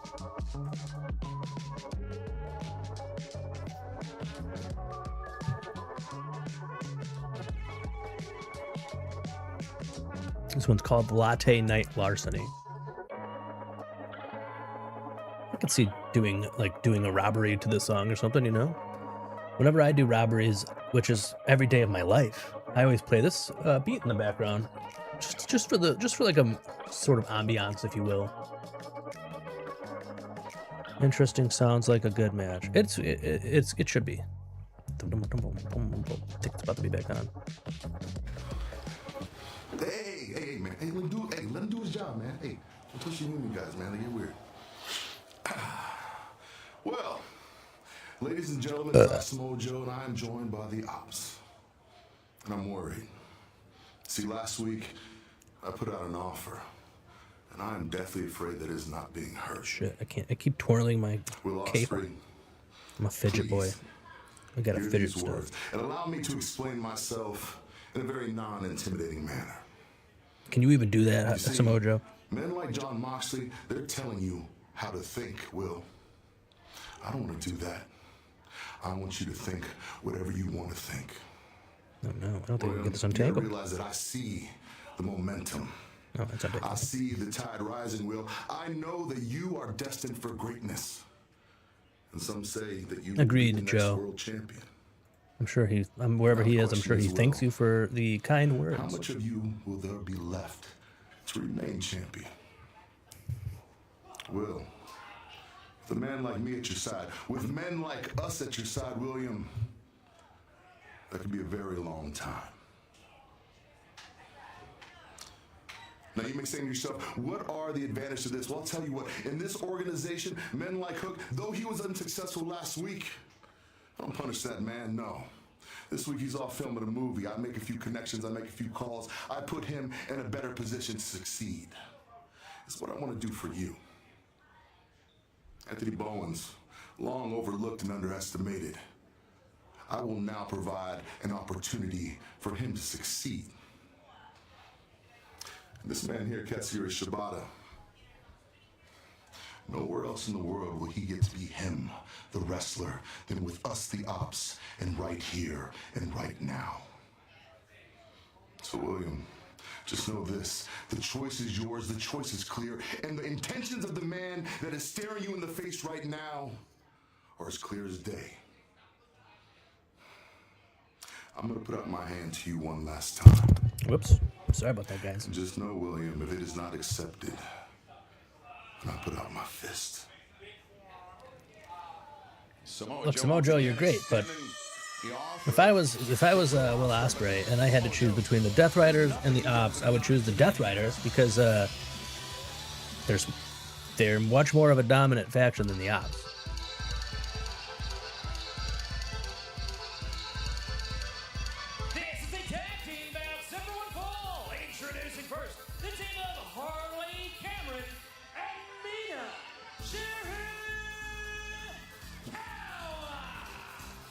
Mina's cool. I mean, both these gals are really cool. Harley Cameron.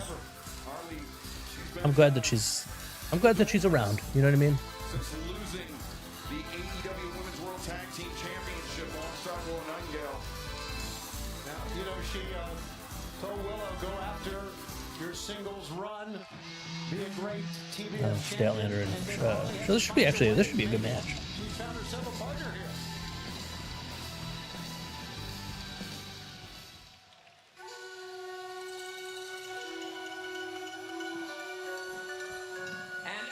The team of Chris Statlander and Hikaru Shida. We saw this past Awesome. Dude, Joe, Johnny's still dumping? After the loss to Divine Dominion. And then at Collision this past Saturday, Hikaru Shida said that she would make it up to Chris Statlander by helping Statlander get the win tonight in this tag team battle, Taz. But you have two extremely strong-willed competitors in Hikaru Shida and Chris Statlander, two women that are former AEW World Champions. I mean, that sometimes it makes for a great tag team. Sometimes you can't put the issues aside. Absolutely. They're both extremely competitive women, to your point. We'll see if they can work as a cohesive unit right here. And it's been Mina Shirakawa that's been trying to warn Chris Statlander, saying you can't trust Hikaru Shida. Shida, since her return to action here in AEW. I mean, we've seen her menacing or seeming to menace opponents with that kendo stick behind their back. She thinks they're not looking, Tony. Well, she's come back with really a very perplexing attitude, if you will. And let's not forget, had they won that tag team match, Chris Statlander. Oh, I was like, why is she doing that? Forgot Mina dances. I was like, you're supposed to. What does she have to do with Eddie Guerrero? And don't forget, we got an hour of Collision following tonight live. Coming up here on TBS. I'm confused. Okay, do they have a show this Saturday as well? Yeah. It's 1 hour. Okay. Is it? Are they like recording it after this? I'm so confused. There's no way. Yeah, they have to be, dude. There's no way they're doing 1 hour on Saturday of a show. Who'd pay to go to that? I love these ladies. They're all great. Everybody in this match right now is a very good wrestler. This Saturday night, 8/7 Central. How about that tag? You know, Shirakawa is waiting now. Ooh. Harley Cameron wants Shida. She wants Hikaru Shida. She just says, whatever. Come on in. Water's warm. Statlander and Shida are good. They are very good. Oh, Shida says, no, Mrs. Woman. Yeah, listen. Shida wants no part of Harley. She's been talking smack, and she obviously has been talking smack in Japanese, just as Mina Shirakawa. Harley Cameron driven down by Chris Statlander. Harley, after losing the AEW Probably spelled that wrong. No, you spelled it right. No, you said Stratlander. Who cares? It's Statlander, but you got it pretty much right. I didn't even notice the typo. Joey, is Johnny really not in the same place as you? He's at a sweet with no feet or whatever. Leg sweep and setting up. Statlander for Mina Shirakawa coming over the tornado. Cool move. Leg hook, cover made. Statlander able to kick out. Yeah, Statlander, very powerful, very strong athlete for sure. Great flexibility. Tough to get a win on her like that. We're going to miss by Statlander. Mina comes in, lands on her feet, looking for a leg sweep. My back, my neck, my back, big time backbreaker by my feet, and my crack. For Statlander, of course, we mentioned former AEW He's World looking for a Champion, charger? Oh. TBS champion. So wait, so he is at your home. He was lying. Becoming Triple Crown champion last week, but was Oh, not he actually, I meant think to he be. messaged me. As Lena Cross and Megan Can't find Bayne, my- Divine oh. Dominion remain the AEW Women's World Tag Team Champions. But right now, Statlander and Shida, I should say Statlander, she's done all the work in this match, but Shida Oopsies. setting up on Lena Shirakawa. My sister's getting married in September, and she sent me a message telling me that they're registered at Walmart, which I understand, but I don't shop at Walmart. I boycott Walmart. This tag team battle continues live on Dynamite. Don't go anywhere. So now I guess I'm gonna have to buy some from Walmart, or just find something on there and then buy it elsewhere. Obviously not Amazon. Boop.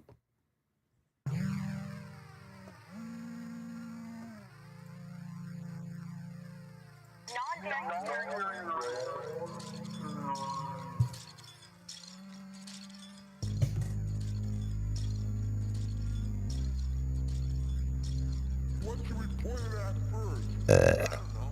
Try it on me. Ow! My sperm.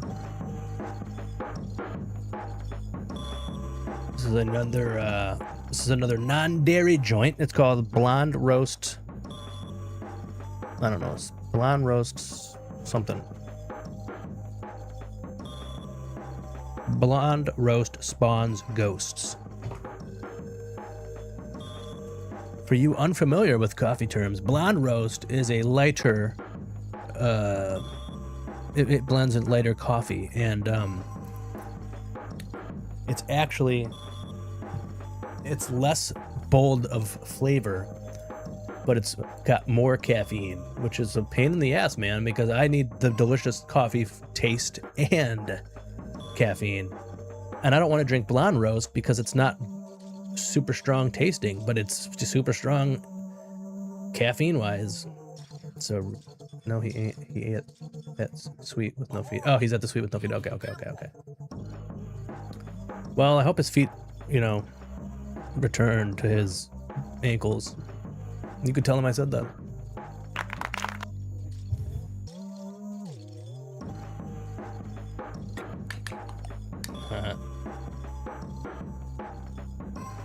That's a lot.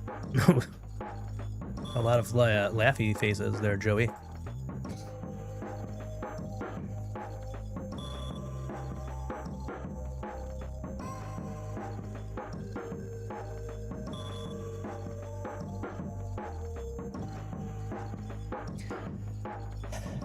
No offense to AEW, but dude, this is only half over, and on any other night, it would be almost over.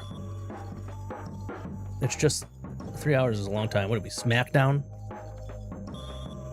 Nah, it's all right. At least there's like, at least it's actually good.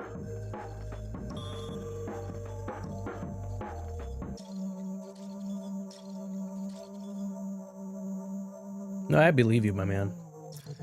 Fucking, I don't know. A lot of people, like, there's a whole thing online. I wouldn't lie about that. I know you wouldn't, Joe. I trust you tenfold, sevenfold, 17-fold. I trust you. Oh, it's back on. Live on AEW Dynamite. Our second.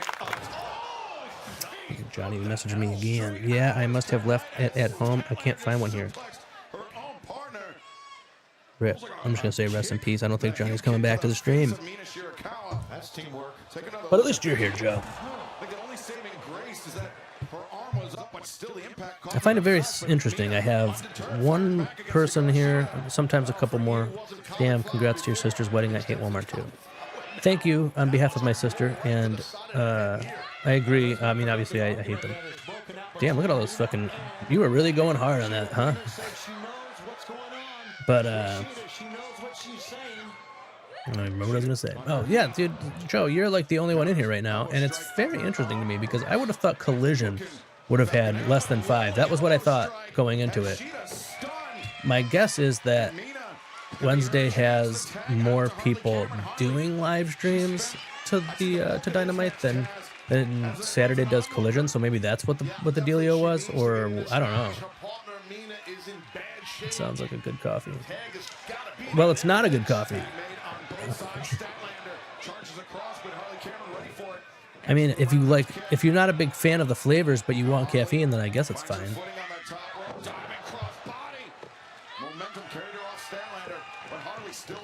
But yeah, so it could be that, or maybe people just are like, nah. Either way, I don't really care. It sounds like a good coffee.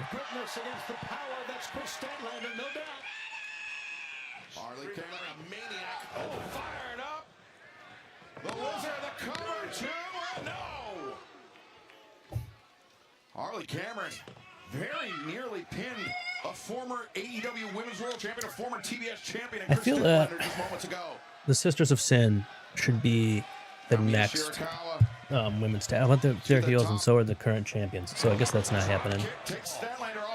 I just want them to be the tag team champions. I feel like they should have been the first tag team champions. I like the caffeine. I like the caffeine too, but you don't really. Do you not like the coffee flavor? Great save by Sheeta. Yeah. Cameron right there. She got right on Sheeta now. Statlander, Shivani, it's a 2-on-1 situation, more or less here. Yeah, Statlander is dazed. Well, at least I thought. Boy, she fooled us all, Taz. Yeah, she did. You're right. Yeah, she came up slowly like she was wobbly, but then rose quickly to the turnbuckle. She was wobble baby, wobble baby, wobble baby, wobbling. And Statlander maintains control ahead of Mina Shirakawa. Drives her down center of the ring. 1, 2, oh, for sure. It's definitely better than SmackDown. And I don't want to yuck your yum, but I don't even watch WWE, but I know it's better than Raw and SmackDown. And Sheeta double team maneuver coming up here. Mainly because one of the products is good, AEW, and then the other product is WWE, and it isn't good. A lot of people are like, what the hell, Triple H? I thought you were the best. But I can go ahead and tell you right now, he never was. Even when WWE was hot and AEW was not, AEW was still better than WWE. The hammer throw reversed. I don't know, I have a problem. I guess to me, WWE is lame. like I feel like it's a lame thing and corny, but not in like a funny kind of a way of using the word corny, but like it's just fucking lame, man. I wouldn't watch it. Yes, I am. I want to try to be on the live chat more. What do you mean, buddy? You're on there perfectly. You're actually you're number 2, which I don't understand how this thing works. You were number 1, and now you've been commenting a bunch, and you're not number 1 anymore. And Harley, not done yet. But yeah, man, I mean, Back up to a vertical position. I don't even remember what I was getting at. Saves her partner. Yeah, Statlander. She looks like she might be. Poor Johnny, dude. His poop took away all his phone battery. Isn't that weird?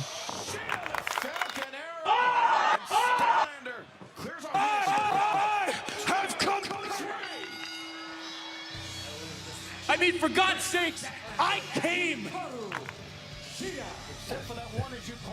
Oh, Sheeta, what did you do? I'm glad Sheeta's back. I felt bad for her when they weren't using her for all that time. I don't know if she was injured or what.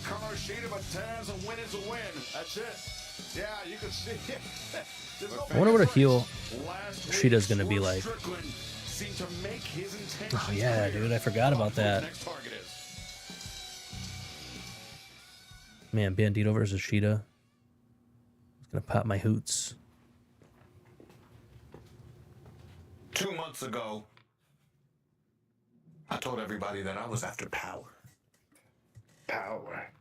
But it seems very few understand what it truly means. See, real power is being the one to decide who eats and who starves. Real power is being a man that nobody will stop and making sure the whole world sees it. I didn't know you didn't like coffee. Wow. From the most I'm a lover of it. To the most violent, all the way to the most wanted. More power means more fear and more control. And there is nothing more dangerous than a man that desires power. And I want it all.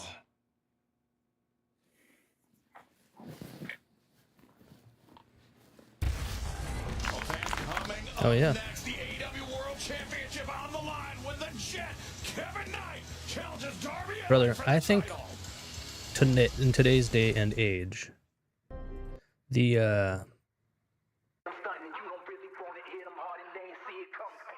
I think the top 5 wrestlers for me currently in professional wrestling are not in no particular order. So these are just the top 5. I'm not ranking them more than just being in the top 5, but it's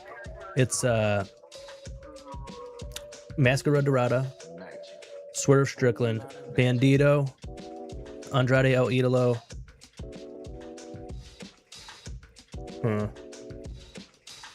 Will Ospreay.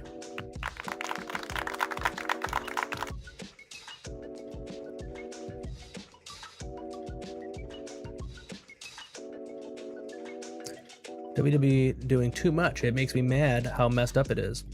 What do you mean by that? Like the shitty things that they're doing as a company, or on their TV product? A lot of people are putting JCW over WWE right now.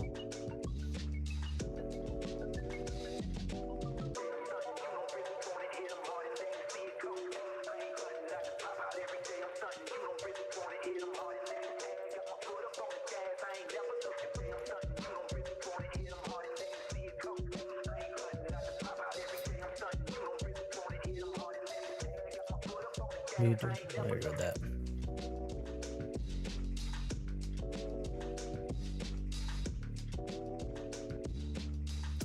This is another non-dairy joint. This one's called No Whip.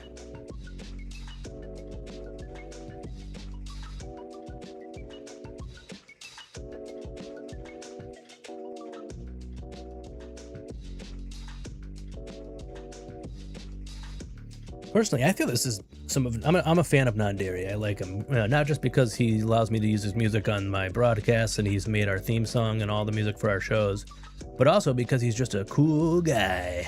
And And I think this might be his best work, this whole instrumental album. Psh, what is it called? Psh, Decaf. That's the name of this album.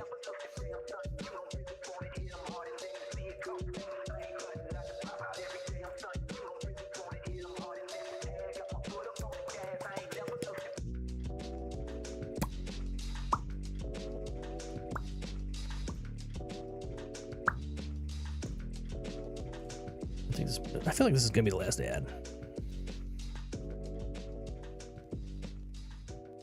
Nope, there's another one.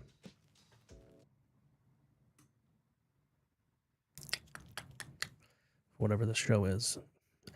Oh, no, wow, a cop show? That's crazy. I didn't even know that people could make that. Bandito, there's one of my guys right there. Has been calling you out. What is this about? What's your reaction to everything going on with Swerve right now? That's one of his coolest masks I've seen. Swerve is right. I am the most wanted. And if you want me, Swerve, I'm easy to find. Yo, Bandito, I know you got this yourself. But Swerve, it's one thing to mess with me. But if you mess with my friends, there'll be hell to pay. Boom! Boom, boom, boom! Boom, boom.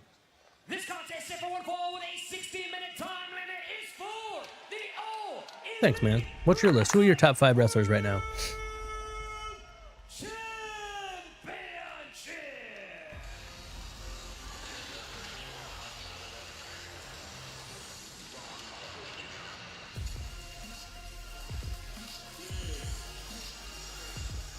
Introducing the challenger from Atlanta, Georgia, weighing 211 pounds. He is the TNT champion, the Jet. So, like, Kevin Knight, I wasn't a huge fan of him at first.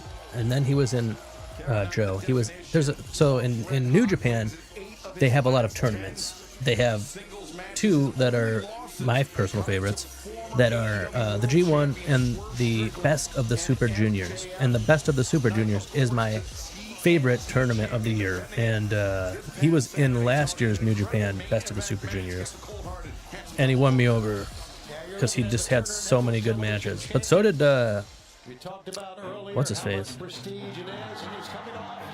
the hell's that guy's name? The biggest win of his career, no doubt, when he beat MJF on Wednesday to avenge that Dynamite loss you were talking about, Excalibur. You guys don't think this is personal. Kevin Knight put Darby Allin in the hospital, right or wrong, and took him out of the Continental Classic. This is personal. The fuck am I thinking about? I gotta look it up now. From Seattle, Washington, weighing 175 pounds, he is the reigning and defending All Elite Wrestling World Champion, Darby Allin. Fans will touch more on that in a moment, but fans, you're watching All Elite Wrestling on Nick TNT, Wayne. brought to you by Progressive Insurance. Couldn't think of the last name. Career moving forward. Visit But yeah, I thought Nick Wayne was just I just didn't get it, and then in his performance at the Best of the Super Juniors, I really started to like him. He was like undefeated. I think he maybe lost one match, but like every time, every like new show, that he would win, and I would be like, oh my god, I can't believe that they're letting him just keep winning and winning and winning. But obviously he didn't win the whole tournament. But ruled out of competing in the Continental Classic. So not only, I'm sure, would he like to continue I wonder how much that belt weighs. streak of defending. What do you think, Joe? How much do you think that belt weighs? First answer who are your top 5 wrestlers right now, and then tell me how much you think the belt weighs. That loss against the Jet. Yeah, I know Darby Allin very well. I've had some dealings with him in the past, as we know, with Team Taz years back. But this guy does not forgive or forget, meaning Allin. So Knight, this is going to be personal. I'm telling you, this is going to get real physical real quick. One of the cool things about this like title reign of Darby is like his first title defense against Tommaso Ciampa was like a fight. Kind of, it was just like a very violent, very aggressive brawl. I mean, obviously there were submissions and stuff too. And then his match against Brody King was like a small guy versus big guy match, and then now it's against Kevin Knight, and it's gonna, I'm assuming, be a very fast-paced, high-flying, probably match. My top 5: Javon Evans, Ospreay, Penta, Kerry Morton from JCW, and Bandito. Good list. I'm not familiar with Kerry Morton, but the Pacific Northwest. That is how they began their professional wrestling I feel like there's some women wrestlers that probably should be on my list. coming full circle. Like Tekla. I feel like maybe I'd have to really come up with the list, because I was thinking of people just to fill out the 5. I have like top 10s and beyond. Oh shit. Nice, like we're competing. So I respect that out of Kevin. Yeah, so do I. And you know what? I think Darby may as well. Darby Allin, after winning the AEW World Championship 3 weeks ago, defeating MJF, vowed to go till the wheels fall off, to defend this championship as often and as spectacularly as possible. Getting off the challenge by Tommaso Man, Ciampa first. I hate to say it, Joe, but at the next break, I'm gonna have to go to the bathroom, my man. As we've mentioned, is on an incredible 'Cause I gotta take a piss. He's got momentum, Knight does. A pee. Now he wants to shake hands. And Darby's got to He realize. says, "No, get your hand away from me, Kevin Knight, you son of a bitch, you." If Kevin Knight can win this championship tonight, he's got a lot of guys. We even heard Okada talk about the world title earlier. Okada, Oh, yeah, I forgot about that. and of course former champion MJF. I love that everybody wants the world title, and like everybody's like, "I'm coming for that fucking belt." Another thing that I don't think I've talked about on the show, but I think about it every week on Dynamite. I'm really glad that they changed the entrance stage. I liked it originally when it was the tunnels that they come out of. We refer to it as the good boy hole and the bad boy hole. But then they put these like rim things on the end of them that lit up, and it just looks stupid. This looks better, way better. I do just wish they would change the graphics and stuff. I feel like it doesn't look like, I don't know. When it looked like before, it looked grimy and gritty, you know, with black ropes, black and gold colored stuff. Now the white ropes and like, I don't know. I think it might just be the ropes that bother me. I don't like the white ropes. It makes me think of WWE. I like in Collisions Live, and they have red ropes. And I don't think WWE does red ropes anymore, so. Yeah, it doesn't mean that he does not have a great foundation as a He does. I respect MJF. I consider him a friend, and I do respect him, but I don't agree with that. I mean, Darby has a great base. He has an amateur wrestling background. He knows what he's doing. His technique is excellent. But now he becomes the first champion to defend the world championship in 3 consecutive weeks. You got to just wonder, when is it going to backfire on Darby Allin? Now Darby turning it up a bit Trapping here. that guy. Knight meets him in the center with a kick to the midsection uppercut. Takes the champion off his feet, but Darby counters. Coffin splash from the middle rope. Now Darby. Coffin splash. Knight able to kick out, but Darby doing a good job of applying pressure to the TNT champion. Would have to remind people, Taz, that the TNT championship not on the line tonight, only the AEW World Championship. Correct. But again, as we touched on multiple times, it's a super personal battle here because of what happened in the past with the Continental Clash. Did he land? I think Darby landed in his legs in between Kevin Knight's legs. Comes up, clutching his face. And hurt him in the genitals. You can see still reeling. Show us a from the replay. impact as well. They both landed real hard. It was so quick, it was hard to see where hands or hit. Darby might have. I've had a guy close on me once. I got caught with a thumb in the eye, believe it or not. It can happen. I don't know if it was his face as much as it was a forehead, just a shot in the head. I guess I was looking in the bottom half, and I should have been checking out the top half, Shivani. Nice. Put my top 5 right now in that title weight. 200 pounds. Oh yeah, 200 pounds.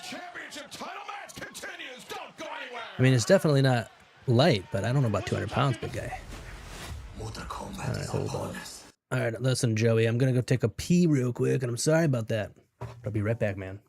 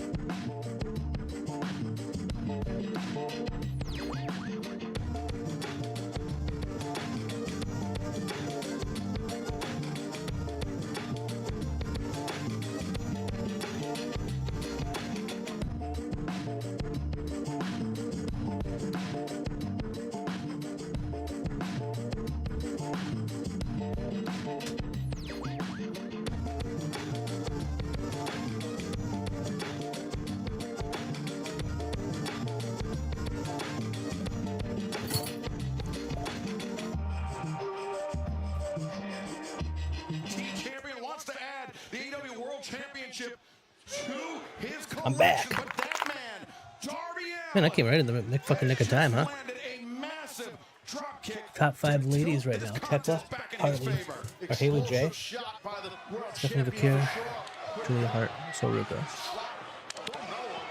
That's a good list. That's a really good list. Very diverse, like different promotions, different styles. Very nearly took it right there. Yeah, that was well done right there. Impressive by Kevin Knight. Kick out. Right, Darby Allen's got building up momentum. Man, I don't know. I guess if it was just women wrestlers, even though Toni Storm is injured, it's hard not to put her on the list because she's just the best. But I'm not going to put her on the list. So it's Tekla. Last week, Darby landed that code red on Brody King. Right atop our desk. Take a look. Watch the back of Knight's head.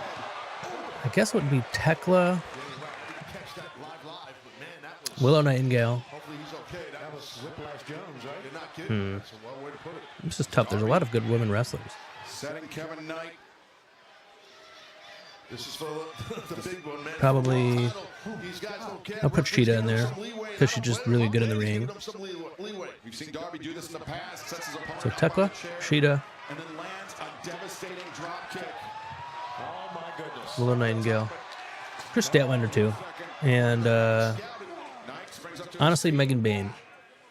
She's a beast. Chop. I think they caught Darby on the jaw. That's Kevin Knight. Up the hook.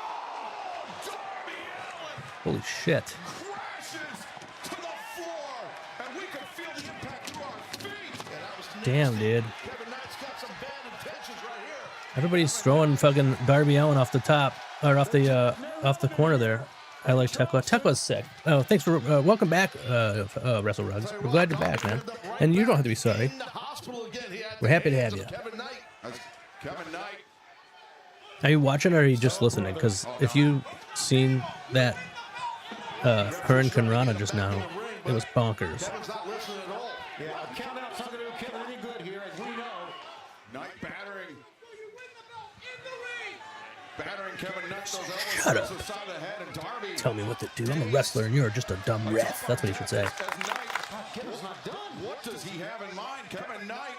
I'm not sure. I'm getting the hell out of the way here. He needs to win a title, not do this. Holy shit. Jesus.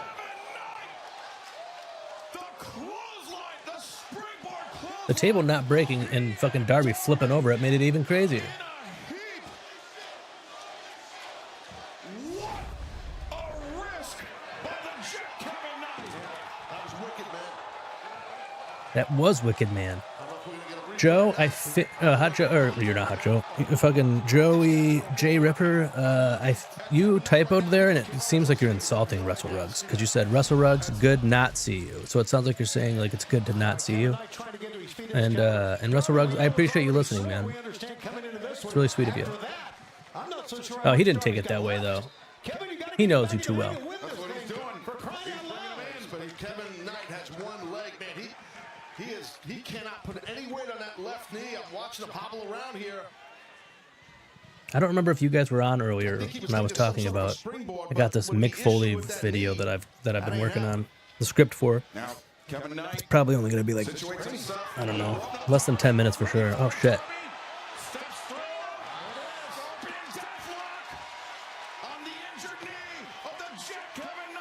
What a fucking face Darby made, dude.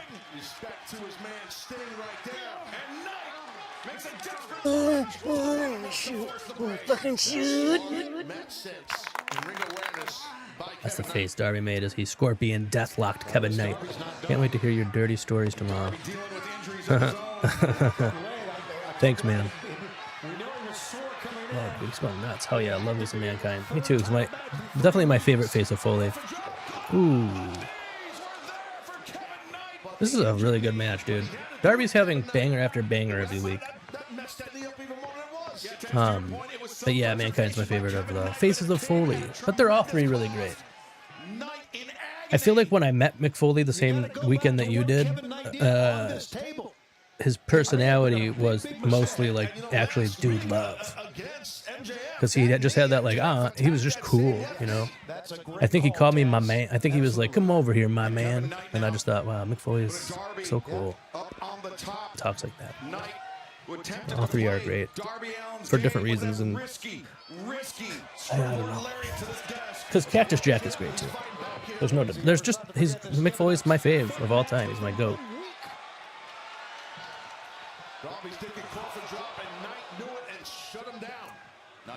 And the only reason I even thought of it is because Darby Allin's taking quite a fucking beating every week. Holy shit. Oh yeah, he did. When he beat him in the Continental Classic. Ooh. Damn, dude. I kind of forgot Kevin Knight beat him. Shit.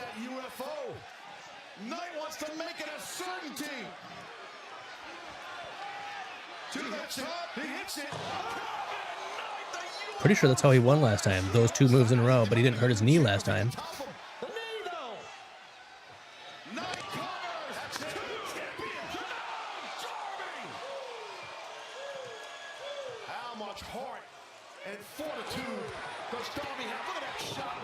He took the first picture with me. I gave him a rug, and he told me to come back, and he put on the mask and made me fight off Saka. You know, I didn't know that. I thought that it was your idea for that. I love that picture. I showed it before you ever even came on the show, I think. I don't know. Maybe I didn't, but I feel like I did. But no, that was a great picture. I just assumed it was your idea. I didn't know that. That makes that. See, he's cool as hell. Whoa. Dude, that was interesting. Okay, go pee. Have a good pee, brother. Damn, that was sick, dude. Fucking WrestleRugs. Darby was laying on his back, and Kevin Knight walked towards him, and he kicked his leg, and he fell forward into Darby grabbing him into a guillotine. It was bananas. Still got it locked in. No, not anymore. Interesting. He's going for the shoulders, even though this dude's knees were hurt. Darby's like a man possessed right now, gentlemen. I don't blame him. He wants to retain his world title. With Kevin Knight perched on that top.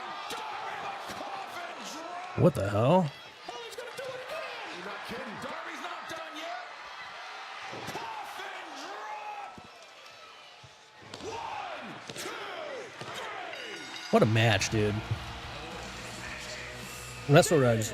That wasn't. Did you see both the coffin drops? One on the ropes and one on the mat. That was nuts. Oh, Sting's coming out. I love that. Sting isn't my goat, but he's the goat. Big double. Yeah, hell yeah, dude. That was sick. All right, now I gotta go put on fucking collisions. You got in right at the wrong time, man. Unless you're not watching on HBO Max, which you might not be. So stupid how you have to do this.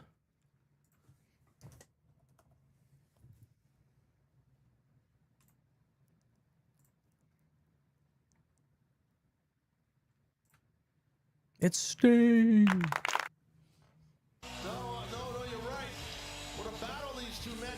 That's awesome, dude. Being nice to Kevin Knight too. Man, that's sick. The mentor, the friend of Darby Allin, the icon Sting, as you said, Taz, showing respectable. I like old man Sting. At first I was like, oh god, he's gonna have this beard and paint his beard. But I like it for retired Sting.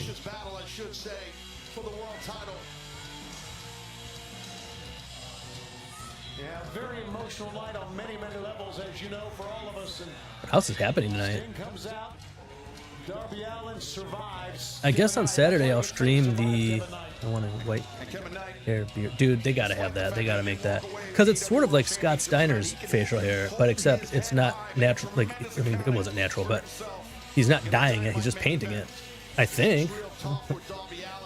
I guess I haven't seen him without the makeup lately, but old man Stinger, hell yeah, man. He's more desperate. He lives his life in a desperate Even state. though Darby, oh boy, Get a chance. Former champ. Is anyone surprised at this? What? Maybe he wants to congratulate Darby Allin. Oh, for crying out loud. Like somebody just dumped a bucket of ice water. he looks like a, I don't know, like a yacht Okay, you got fucking screwed. dude in his Should still outfit. be the Ain't champion. nothing. It's disrespectful. You know you're right, WrestleWrugs. There's nothing natural about Scott Steiner. Better than you, baby. Well, you didn't say baby, but baby. Or the fact that this reign of terror of yours is still continuing. Listen to me, Darby. Nobody wants to see you with that world title anymore, okay, bud? It's mean. Who asked you? Shut your mouth. Enough is enough, kid. This has been cute. It's been fun. But it's time to give me that rematch that you owe me, okay? Rematch time.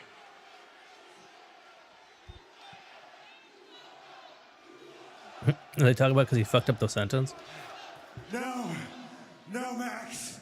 I told you if you want a rematch, you're gonna have to put something on the line. Do you think the thing that he put on the line is that Hangman can challenge for the world title again? You want to barter with MJF? Okay. Tell you what. I came to barter. You give me a rematch, I'll put my scarf on the line. It's a beautiful scarf. It's a beautiful scarf. Not beautiful at all. It's stupid.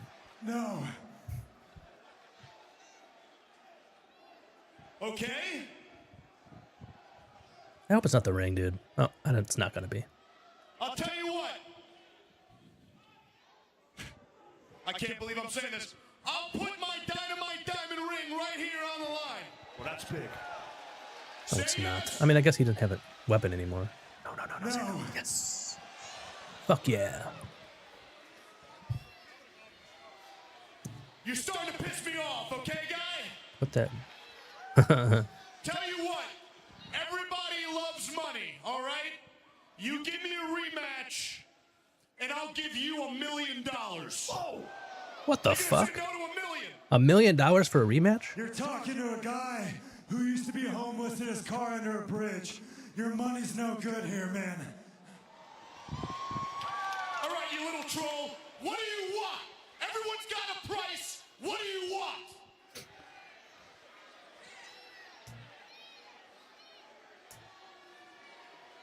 I want something you hold most dear in this life. Something you're so desperate to keep that you're willing to fly 15 hours to Turkey His hair? and get it sewn onto your skull. I'm talking about your hair.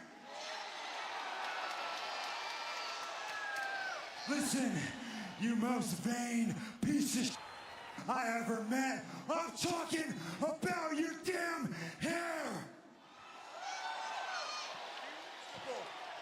Be reasonable. Damn, Darby. Right, WrestleWrugs. Be reasonable, Darby. Be reasonable. Be reasonable. Next week, contract signing, championship versus hair. And if you don't show up, you're never, and I mean never, getting a championship match. Oh, shit. I mean, all right. What do you say?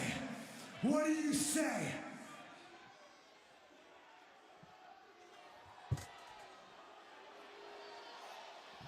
There's no way MJF's losing. The confidence, the bravado of MJF. Well, I don't blame him. That's But WrestleWrugs. Oh, shit. How bad do you want it, Taz, right? Wait a minute, we heard Okada mention the world title on Dynamite.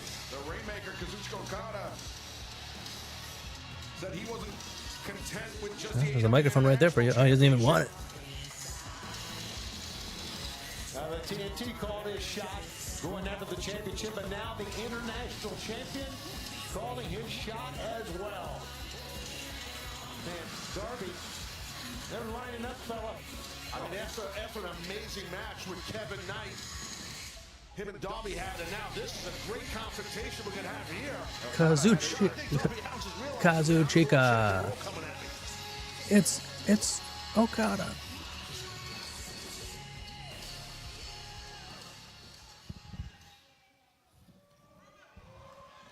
Next Wednesday, me versus you. What the hell, dude? Holy shit.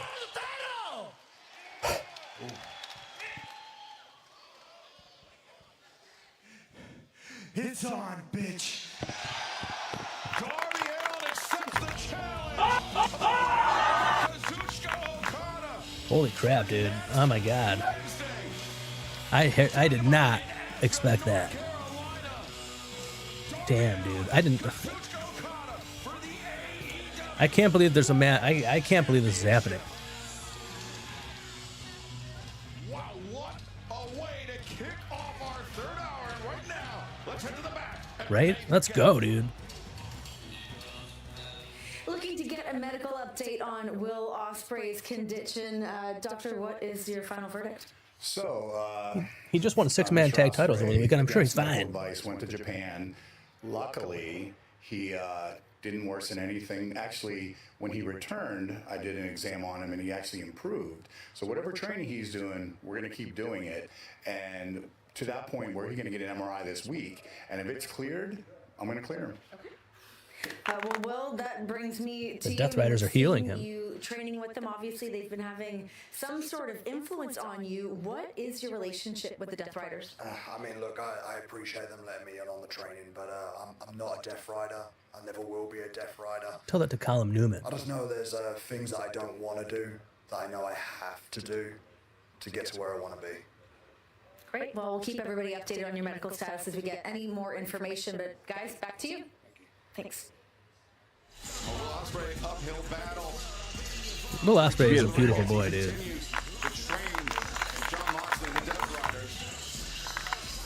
But yeah, WrestleRugs. So, you know what would be a funny thing for you to do?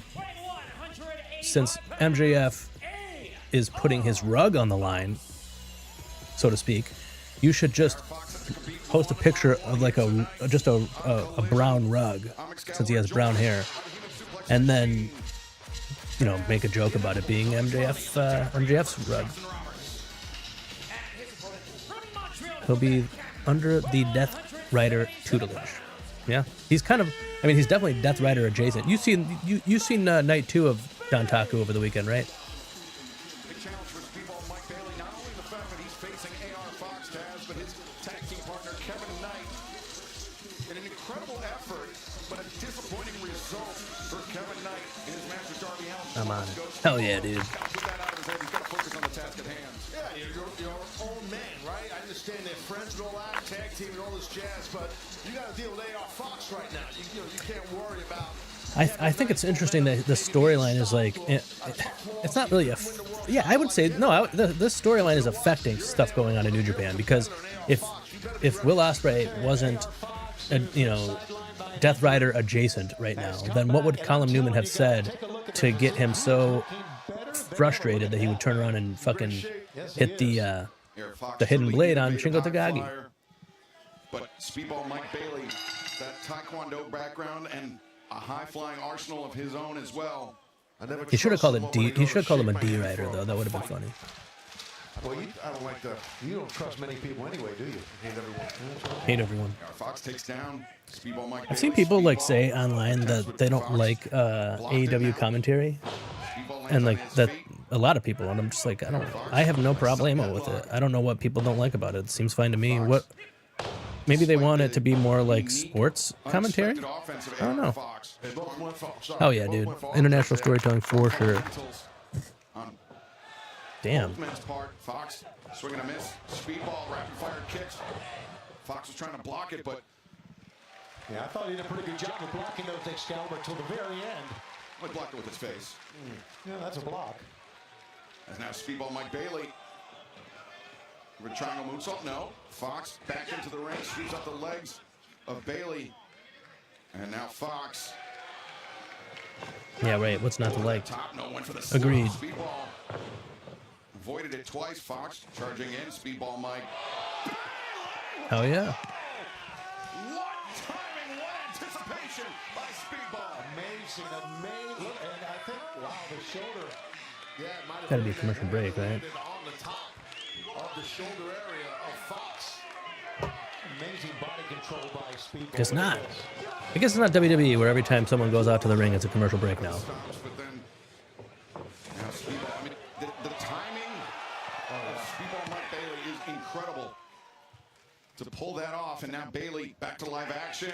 So drop kick takes Fox off of his feet. Speedball, Mike Bailey gains the advantage. Is this You know match what I haven't continues heard anyone tonight on say in a television? while? Hockaloogie. That's a good point, brother. I haven't heard anybody say that either. You think because Hawk Tua, and now everybody just says that when they want to hawk something? Playing the currently unreleased, new non-dairy fucking instrumental album. He says I could use it. This is the 10th track. It's called Grounds Found Underground. I know. And and even Taz brings something to the table. Like his I don't know. He's easily annoyed, and you know, I don't know. And also he says funny shit. I don't know. And he's Taz. He's got that Taz charisma that you love. Yeah, Hawk Tuaga really ruined everything for everyone, you know? Nice guy. No, non-dairy? Yeah, I like him. I appreciate that he makes all the music for the show, and especially because it seems like hip-hop is his main thing, but for our show, he makes a lot of synthesizer electronic music, and we appreciate that, man.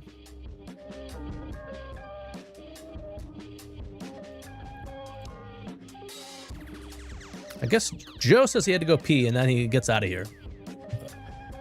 Johnny had to take a shit earlier, so he left, and then he couldn't. Then his phone died, and then Joe had to pee. I guess his phone probably died.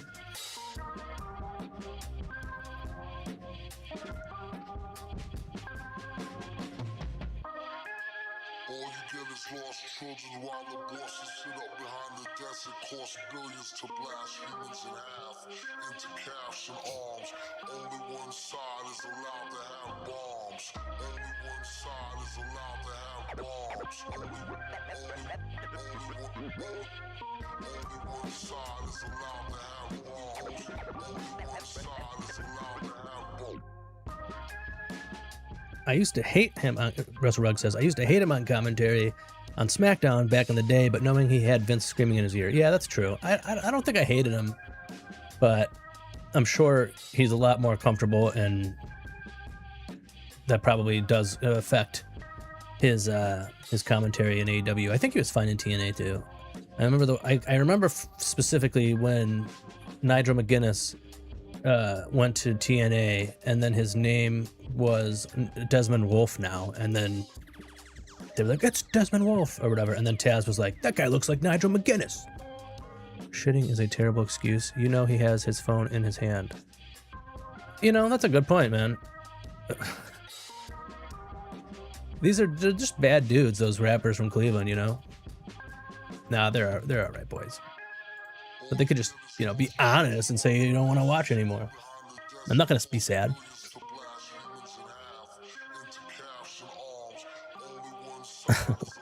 Oh shit, it's back on. What am I doing? WrestleRugs. I feel like I was saying this earlier, like Collision live stream had way more people because it ended up having like 90 people in total throughout the night. And I thought Dynamite would be more because more people watch it, but I'm guessing that it's less because either people are just like nah, or maybe because there's more people that stream Dynamite watch-alongs. I don't know, because Deporticus is a pretty good guy, and he does one, and he has I don't know how many, but he has a bunch. Did you, WrestleWrugs, did you see the video we just put out the other day of the 3 things that need to happen at All In?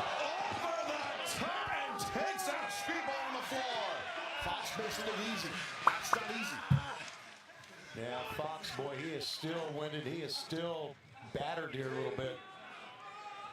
As Fox Farewell to hell. Fairway to hell. returns to the top rope. Okay. Mike Bailey returns to the ring. Now Fox. Senton Atomic. It's live.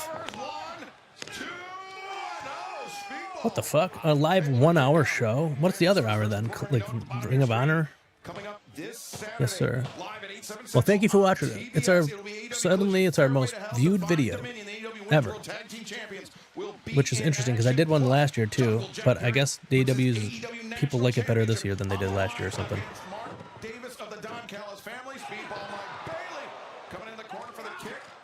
Fairway to hell. Guess I have to live stream that. Lands on his feet as Fox rolled inward. Nice block by AR Fox. Bailey swinging a miss. Fox and Zikiri. Stagger Speedball. This is a good match, actually. Speedball ready with the It could be my match of the week. I don't think it will be. I think it's pretty clear what it is. He was looking for low main pain, but Speedball hung on to the rope. I feel like he's fucking. Did he hit his head just now? Dude, if I was a wrestler and I had to wrestle Mike Bailey, I'd be like, "You're not doing that to me." Like, no. I used to do backyard wrestling, and this dude did like the backstabber on me, but he didn't put his knees like to my shoulders. He put his knees to my fucking kidneys, and it fucking killed, man. I mean, I was a teenager. I feel like if it happened to me now, I would literally die. You live streaming, son of a gun. That's right, man. I'm gonna just live stream more, and then we have the fucking cream stream next week too. On today of all days, to be called the face Aw. of TBS. Turner Broadcasting System. And its privilege to wear its championship. And in that way, represent a man who changed the landscape of television and gave professional wrestling a home. So after 9 title defenses, I've knocked down every challenger and I've smashed every comeback. Because that's what the legacy of this network, the legacy of Turner, deserves. Fighting champion. So whoever wants next, step up. Because I plan. Thank you. I like it. I like doing it. It's fun. Legacy. Even then, when it's like not as many people coming in. Yeah, the kidney shop. Fucking. There was a time where I was like the booker of it, and it was in my backyard too. And this one is called "Stirrers Are Not Straws," but I was the booker of it essentially, and I had this dude. I had this friend, and I don't really remember how, but she came into possession of 100 fluorescent light tubes, and she was like, "Do you want these?" And I was like, "Yeah, I want those." And so we had so many of them, and obviously we used them for backyard wrestling. But the kid who did the fucking kidney shot from hell to me, he was actually my best friend, and he just was, he didn't do it on purpose, but he fucking,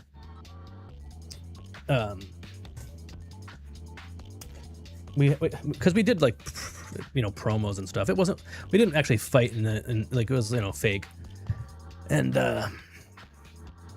it was like, okay, we had this like angle idea where he was going to be in the ring with the champion, or with me. I was the champion, and I know I was booking myself to be champion. And then my partner comes in the ring and hits him in the back with a fluorescent light bulb, and he was like, "No, absolutely not." He hadn't been hit with one, and he didn't realize that it is very painless. Like, you know what I mean? It doesn't hurt at all. It just, you could probably break it by like poking it super hard. And so he said nah, and then I was like, "Jacob, do it anyway." And he did it anyway, and then the dude fell, like sold it, and then he realized that we hit him with the light bulb, even though he told us not to, and he just got up and he was like, "Fuck all of you!" And then he like fucking went and he started smashing our like the door to our fence into the house and like damaging my parents' house. Dude was a nut. Fucking riot. Kidney shot from hell, baby. We love the stream. And yeah, I do appreciate you saying that, WrestleWrugs. I really do have fun doing it, because it's just like watching like a normal time, but except I get to chat with my buds. and I actually get to talk, which, you know, I don't have anybody that I know much over here in Portland, Oregon, the city that I live in. And so most of the time I pretty much only talk to my wife. And I know it was funny, especially because it didn't hurt him, and he would not have been mad. Like, he thought it was something else. You know what I mean? I don't know. It was uncool of me though, to be like, do it anyway. I just knew it wouldn't hurt. That same dude that did that to him headbutted one into my head before. Tracy likes the call-in. I love the calling in. The only reason I don't have the calling in on these live streams is because, I don't know. I want the Cream stream to have, like, that's its thing, you know. But I like when Tracy calls in too. She's one of our best. And this coming week we have this is still a commercial. Oh, I think it's about to be done. Yeah. Darby Allin. Congratulations. The fuck, Pac? You want a match too? Indestructible boy who never quits and still champion. Very impressive.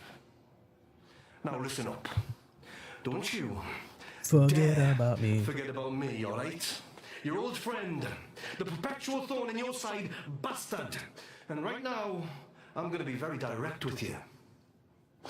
You and I, Darby. I like how they said, I'm going to be direct with you, and then they changed to a shot where it's not like he's looking us in the eyes anymore. Now, by my reckoning, that earns me a shot. So, hey, give me a shot. God, Pac is going to fuck him up, dude. For your World Heavyweight Championship, Mr. Fighting Champion, because I promise you, I am one mountain. I like how Pac is the man. I like how he's basically like, I know you're going to beat Okada. I know that. And you definitely. Unless this is happening Saturday. Hell, if you can do it, I certainly can. So let's see how big your balls are, huh? Why don't you prove me wrong? When? An invitation, if you like. Do let me know, won't you?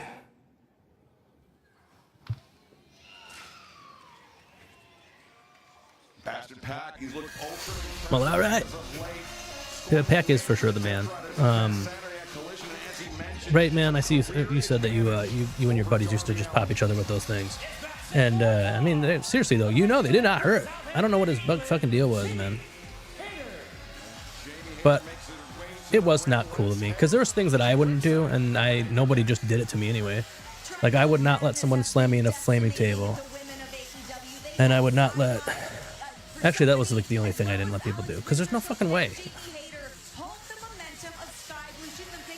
Everyone is calling out the champion. And I love that, but I feel like Pac should have waited until next week to say that. Unless it's happening at Fairway to Hell. Then that makes sense. Sky Blue. This should be a good match. Right, no fire, dude. I mean, people did it all the time on our Backyard Wrestling. You know what? I'm going to do a live stream of our Backyard Wrestling one day. It sucked. I'm pretty... Right. Yeah, that's my problem too, man. I'm too pretty for fire. My brother would go through fire all the time. My brother was the person he was like the Darby Allin. He would let you do whatever the fuck you want. One time, he did a fucking, like, he jumped out of the ring and did a flip over the ropes, and the dude just moved out of the way. And he landed right on his back, dude. I can't believe that happened. And he was fine, though. I mean, it's obviously he's not paralyzed or anything like that, but it was bananas. But yeah, I think I'm going to stream my shitty wrestling. I know where it's like on Vimeo. Remember Vimeo? Sky Blue missed the end, missed the clothesline. The thing is, Sky Blue, you can just tell when she was walking. It was funny though because we had our micro. I think it was just a regular SD card, and basically we came into possession of this DSLR camera. He noped him. He definitely right, exactly. I know. As I was saying it, I was thinking about that. But yeah, he definitely noped him. But yeah, we came into possession of this DSLR camera, and basically someone came to our house and let us use it, and then they left it there, and they never came back for it. But But that's all right. Jamie Hayter going it alone here But yeah, so tonight. the memory card wasn't very high, and unless you wanted to record it in like, I don't know, 140p or whatever the hell the lowest is, it would only let you film 3-minute increments. And I think 10, I think 740, or, yeah, I don't even think 1080p was what it would get to that. Anyway, so what we would do is we would have somebody filming this match. We'd do matches, and then when the camera was like 10 seconds until the memory card was full, which was about 3 minutes, then we would go, well, we got to go to a quick commercial break. We'll be right back, or some shit like that. And then we would just run in the house real quick, upload it to the computer, and then delete it from the memory card, and then run back out and turn the camera back on, and then we would be like, we're back from commercial break. It was fun. Some like a lot of people from the neighborhood eventually would start like coming to our house and watching us and stuff. It was cool. We were marks for ourselves. Just a few days later, he's going to have to take on Okada. But the dude who fucking hit me in the kidneys, his name was Dylan in real life, and then his character, he had 3 characters: Eugene Goldfield, the old Brooklyn Brawler, and Buffalo Sweetwater. And Buffalo Sweetwater was like his Cactus Jack character. That's awesome, man. It was fun. I used to think it was the funnest time of my life, but not anymore. Now that I don't know, I've just done more fun stuff. But once in a while, like the last few years, like, you know, I don't know how old I was, like 17, 18, 16, 17, 18. You were booking yourself to be I know. Well, I mean, I was doing it in a Jeff Jarrett way, you know what I mean? Like the whole point was that I was doing that, and then I lost it. But my brother acts like it was like this. Whenever we talk about it, he's like, "Oh, you always made yourself champion." They were funny. They were awesome names. And then I don't know. I don't even remember what I was getting at here. I don't know. It was fun. Oh yeah, that's right. So like as adults, these dudes that we used to do this backyard wrestling with, sometimes will hit us up and they'll be like, "Do you want to do it again?" Like no, we're in our 30s, man. When we are adults, I don't want to play wrestling in the backyard with you. I mean, don't get me wrong, I wish, but like I said, if someone backstabbered me now, I would literally die.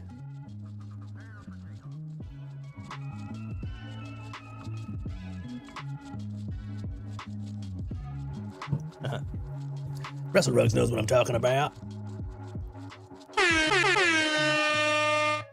I came in an AEW ring.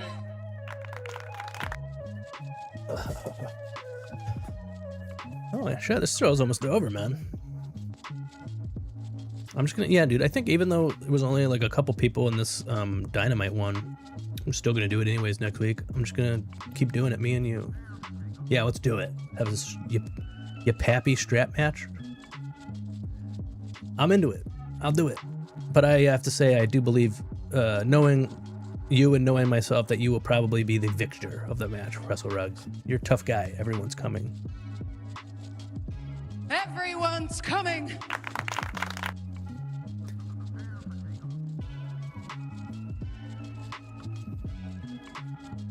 I gotta delete some of these and get new ones. What's this one? Oh. Give me Pat McAfee rubbing my sister's ass. The Undertaker's dong. Give me Pat McAfee rubbing.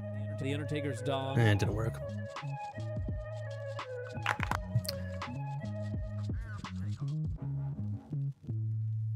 You Popeye? I don't know what that means, man. I wish I did. I feel like embarrassed. I feel like I should know.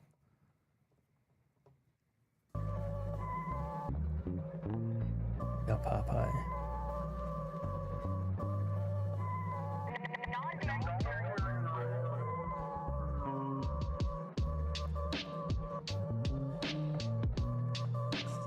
When have I ever used which one?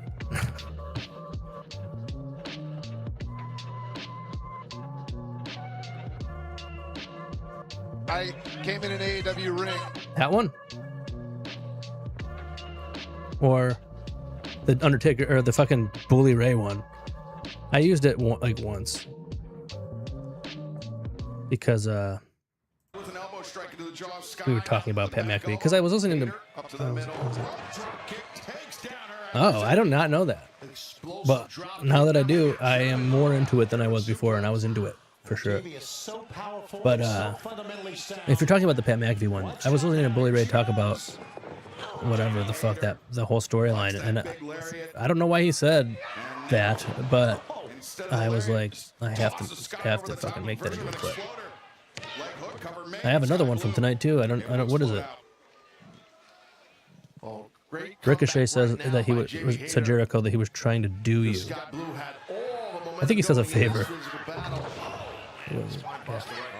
But I'm still gonna put it in that way. Taking out some more frustrations on Sky Blue. Jamie Hayter. And remember, she was targeted by Tekla when Tekla arrived here in AEW. First time ever, you're right. When Tekla fucking came to AEW, dude, I did not expect her to become one of my favorites. But she's just so fucking good and so charismatic. Jamie Hayter, but Hayter intercepts the incoming knee strike. I'm confused, dude. Like, I feel like 2 weeks ago or so, people were saying that Jamie Hayter was injured and that like she'd have to be replaced in her tag team. And that seems like it's not very likely. Alex Windsor and her still team. Oh shit. So I don't know what the hell people were talking about. Both women firing at the same time, but Jamie lands the headbutt. Got a cover, arms across the trance, and no. It was that Code Blue that got the win over CMLL World Women's Champion Persephone, but it didn't get that done. Well, these ladies are battling it out right here. Very physical. I do kind of feel like, because I think Persephone is signed to AEW and CMLL. And I think the reason that AEW has been signing people to having them so that they're in like a dual contract is so that WWE can't get them like they did with Stephanie Vaquer. Because if you're like, yeah, sure, maybe the CMLL contract will be up, but I would imagine that the AEW one is not like, hey, sign this contract, it's going to end when your CMLL contract ends. I feel like it's kind of like making it so they can't go to WWE, and then when their CMLL one runs out and they still have just the AEW one, then they're going to sign the CMLL one again. Why wouldn't they? Yeah, you can see that Sky Blue's kind of defenseless right now. Oh, maybe I spoke too soon. Look at this. Play possum. I think so. Oh, a kick with the head of Jamie Hayter wedged against the top turnbuckle, but Hayter. Because they also have New Japan people signed, and then like Konosuke Takeshita is signed to AEW, New Japan Pro Wrestling, and DDT. Claudio signed to CMLL and AEW, obviously. Sleeper, almost a kid to something you see Brody King do. Few women possess the strength, power and strength to do that. Some right hand there by Scott Blue. It's almost 11 over there, huh? Screaming, but she could fall off if she's not careful. Look at her, just sitting on the top rope. What's the main event? I'm sure it's on Instagram or something.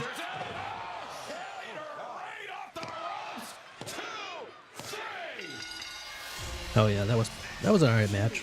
I know it seems like I wasn't really paying attention to it, but I am tired. I'm a sleepy boy. I can't find what the main event is, I don't think. Oh yeah, Roosh. Did Roosh wrestle? Did Roosh? What? He did. Right?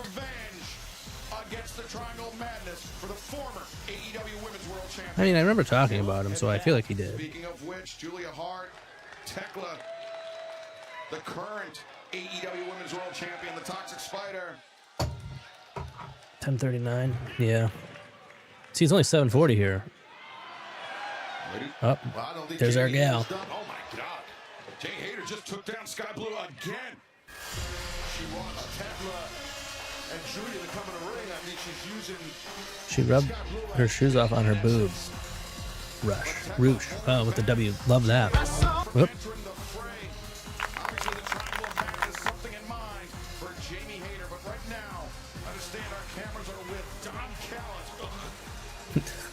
Our cameras are with Don Callis. Ugh. I'm so happy. Everything's coming up the Don Callis family this Saturday in West Palm Beach, Florida. way to hell. Mark Davis is going to win gold for this family. The national title. You're going to crush Jack Perry. And I love that. And Okada has just had yet another successful international championship defense. And breaking news that should keep everyone up at night. The great one himself, Okada, has staked his claim to the AEW World Championship. I know I'm going to have a hard time falling asleep thinking about it. Right? Yeah.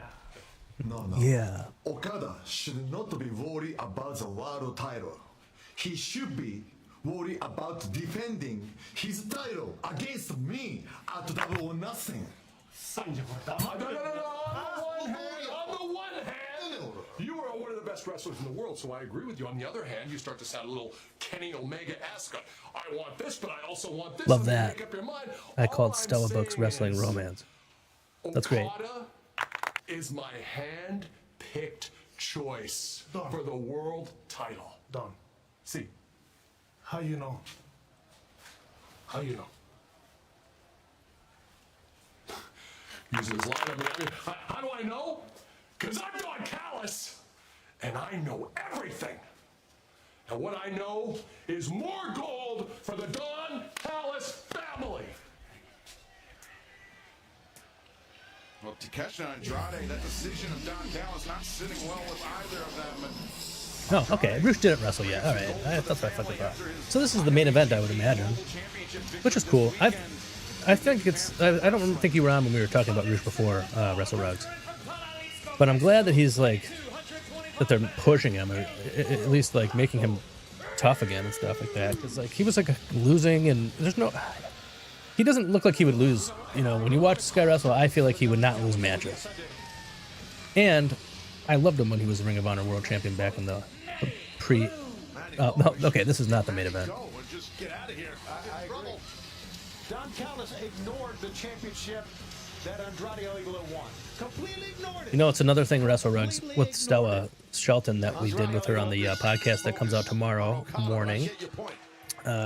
Since she also paints, we had Sam, like, you know, I asked her interview questions, and then in between my questions, Sam showed her some of those Don Callis paintings, like every one of them, I think. And then she had to rank, like, or rate them 1 to 10. And what she ranked, I believe she ranked only 1 10. And it would, if you like Google them and look at them, I think it would surprise you which one she thought was the best. Personally, I think the one where Takeshita is a fucking, whatever the half man, half horse thing is called, I can't think of the name. Takeshita is that beast. Good job, Rouge. And then Don Callis is riding him. I mean, it's just a hilarious fucking picture. And Don Callis has a bow and arrow, and Takeshita has a sword. It's a hilarious photo. I would print that out and put it in my room. I would venture to say that we have the most impressive lineup of You made it happen, man. who want that world title that we've ever I think I like mentioned you on the show, and she was like, my friend WrestleRugs. Let's go, Roosh.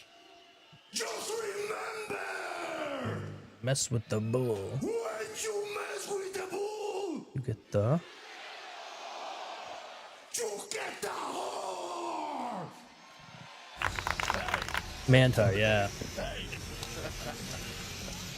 I mean, that's a beautiful painting. If you're familiar with it, if you're not, and you do end up looking it up, or you could just wait till tomorrow on the show. We show it, obviously. Let's hear from the champ.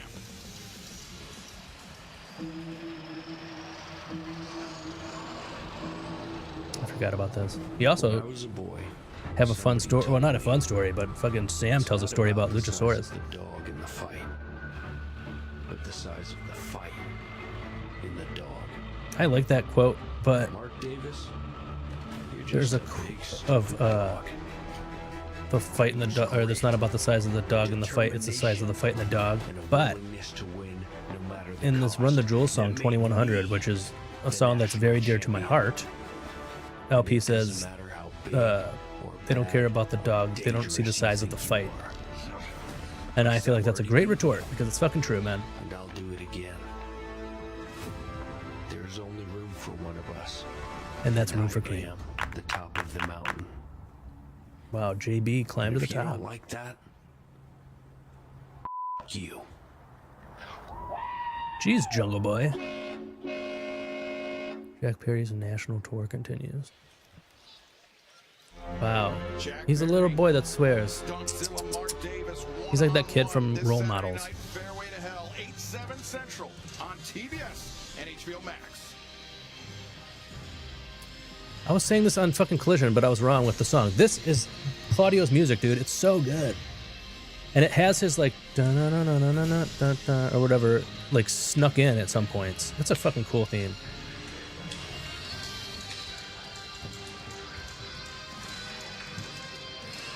Your main event tonight is a 10-man tag team match. Simple and Paul. Oh yeah, the Bucks, duh. Claudio Castagnoli, Daniel Garcia, and Wheeler Yuta. Claudio Castagnoli, after competing in CMLL, after winning that CMLL Haikus, World Heavyweight Championship, they are kind of hard. I usually forget about them until right before, or like the day before, I should say. Well, that's mean, Taz. See, okay, Taz, I take back everything nice I said about you. You're a bad person. But, fuck did he just kick? Jeez, dogs. That was rude. But yeah, no, we fucking forgot to do the haikus yesterday. I mean, we ended up doing it, but we didn't do it when we have it scheduled to happen. We did it abruptly after the intro. But we did them. Sam's was really good. I had no clue what the fuck match it was. Yeah. Okay, that's what you said. Dude, we had no idea what you said. Lambic pentameter? Okay. We're putting our or new pentameter? I don't know what that is. Is that a type of poem? Four-way flexibility to move with your body for up to 8 hours. Because both of us were like, we were so, like, we had no idea what you were saying. It definitely went over our heads. We're not that smart of boys, you know? Same day delivery for free. For real. Members get more at Lowe's. Oh shit, I'm supposed to be fucking muting this fucking commercial. I guess I'll just put the song back on.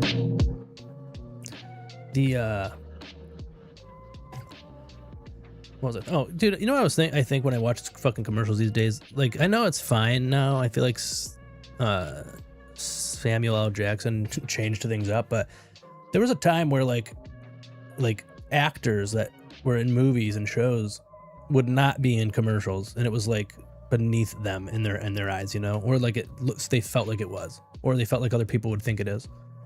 And now it's a different type of syllable-based poem. Okay. I didn't know that.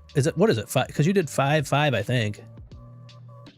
But yeah, dude, actors used to not do commercials, and then now they do, and I feel like it's taking jobs away from actors who can only get commercials. But I don't know. I guess there's a lot of fucking commercials, so it's probably not a big deal. But I feel like you're learning me this 10 syllables. Okay, so then it was that. Okay, so it's 5 and then 5, or it's just 10. I guess it would be 5, 5, 10. Do they typically rhyme? Lambic pentameter.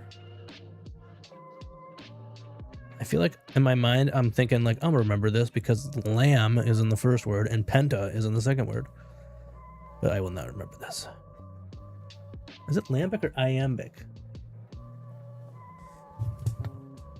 Oh, it's iambic. See, I'm an idiot. Like a heartbeat. Oh, okay. That's pretty sick.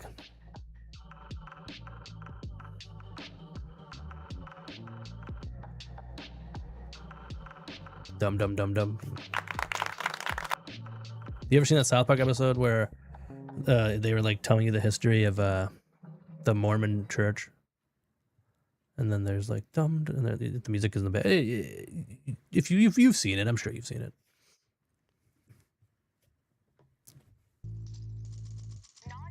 Iambic. Am I pronouncing it right at least? Iambic? And hot.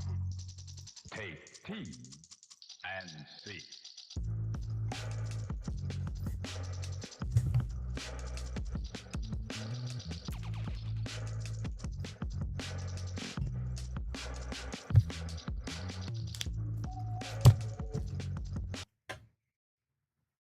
Tag team match just moments away. We will see the New Day in 8. Joining us here at the desk. Never hang out if that's cool. Whatever you want to do there, champ. Okay, well, that was an iambic 3-hour telecast. pentameter. We will see the New Day in AEW. Great job. That's the best iambic pentameter that I've ever interacted with.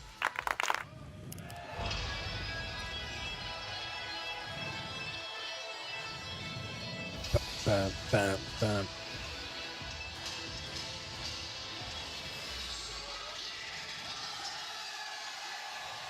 All the time? Shakespeare wrote an iambic pentameter? Man, you're smart, man. I did not know any of this stuff. I feel like I don't know really much about Shakespeare at all, let alone how he wrote. I mean, I definitely remember learning about him in school, but I also remember not paying attention to it. Just because, not because it's not interesting or anything like that. I just was ADHD.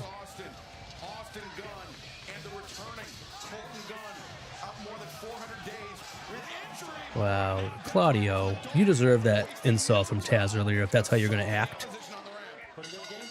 Were you on here earlier, WrestleRugs, when we found out that Ricochet and the Demand are going to challenge Chris Jericho and 4 other people, I think he said, in a Stadium Stampede match at fucking at Double or Nothing? And it seems like his partners are going to be the Hurt Syndicate, which is just so crazy to think about, considering, you know, the history with MVP and Jericho. Moxley, they are the best tag team in history. You goofball, you. Look at that. He definitely has like a fucking matte burn or something on his face. No, I didn't see that. Love it. Yeah, it's gonna be very fun. I wonder let's see. They'll probably play Judas throughout the match then? Or do they only do that at Anarchy in the Arena? It's kind of crazy to see a Stampede, fucking Stadium Stampede again. I just kind of thought Anarchy in the Arena was its replacement. But it's fun, especially the first one, you know.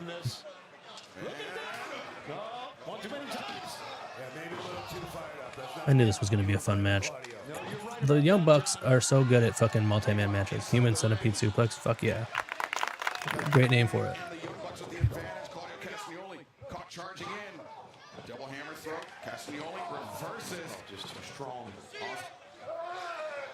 That's one of my favorite things about the Bucks when they say, like, see ya, go to hell, see you in hell, suck it. They are unpredictable and wild, and stuff happens at such a rapid pace, it's hard to keep track of.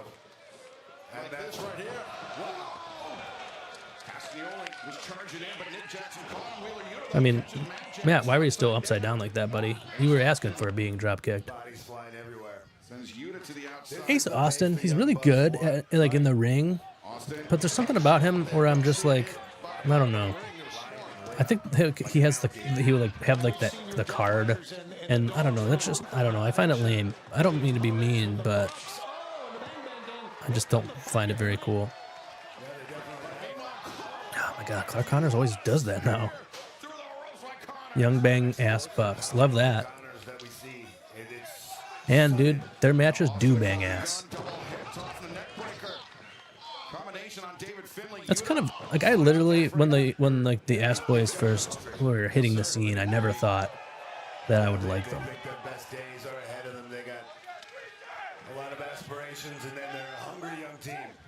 Ace Austin, meh. Yeah, I mean, in ring he's really, really good, and does a lot of innovative things that I've never seen before, but it didn't go as planned, I feel, but it looked even more deadly. That double spear. But yeah, I don't know. It's just his character stuff I'm not into. I think it might be a thing. I feel like when men don't have a beard, they're weird looking to me. I don't think he has any facial hair. This is Anthony Davis, and I love.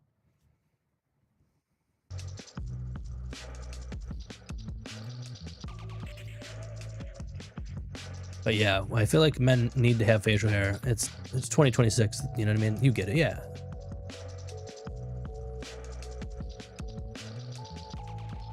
Like, it would be like if MJF didn't have facial hair, it would make sense because of his character. But like, I don't know. I don't think Ace Austin should be a facial hairless man. Grow a mustache, dude. Right, grow a mustache at least. For crying out loud.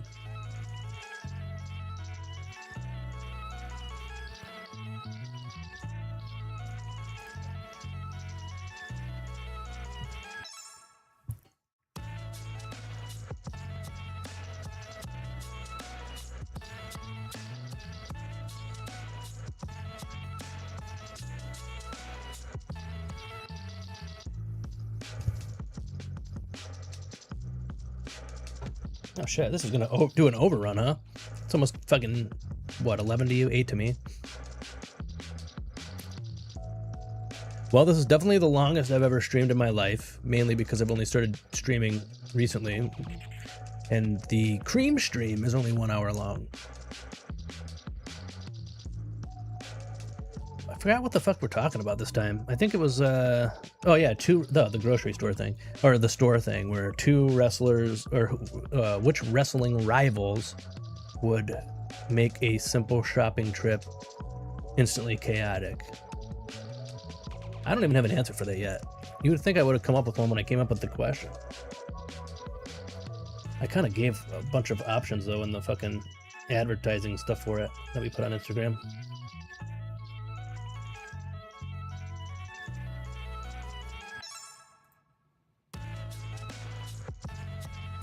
You need to bum the Cream stream to 1.5 hours. Okay. We'll do it. I don't care what Sam thinks. I don't think he would actually even give a shit. There's no shortage of good coffee in the world. Once you get up to this level of coffee, it's really hard to go down. But yeah, I don't know. We'll see. It'll be fine.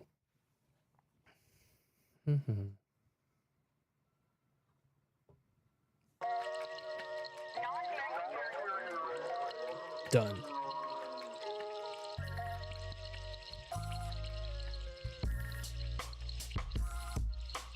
I'm trying to figure out what you mean by done. Or it just goes by so quick. Yeah, it does fly by. I think that we just did it at 1 hour because when I was at Ohio Media School and I had a radio show, your radio show, if you did one, which you didn't have to do, it was for like internship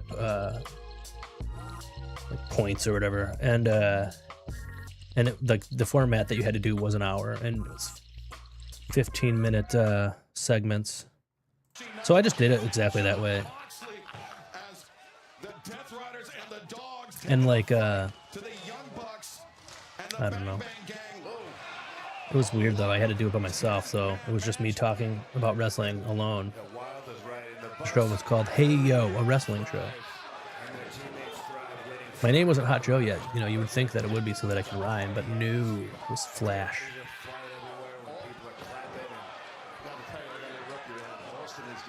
But sometimes people would call in. It's just fun to do a call-in show. I feel like it's like people don't really do it. I don't think, like on YouTube at least. Just radio shows do. And it's really easy to set up. You just have to get another number and connect your thing to your fucking thing. You know, connect your things. He took a real whooping by a bunch of guys, so I would have listened to that. Thank you, man. Sam actually did. We weren't even friends yet, but he knew me through his brother, Charles, referee Charles Van. you know, I'm not much for doctors, but that sounds good to me. You made a lot of sense when you were talking. But yeah, it was like on our school's radio thing. It was like an internet radio show. And I had a podcast called Room for Cream, and it was not a wrestling podcast. It was just about whatever, because you had to have one for your projects and stuff. And then Hot Joe, I made the name Hot Joe and stuff.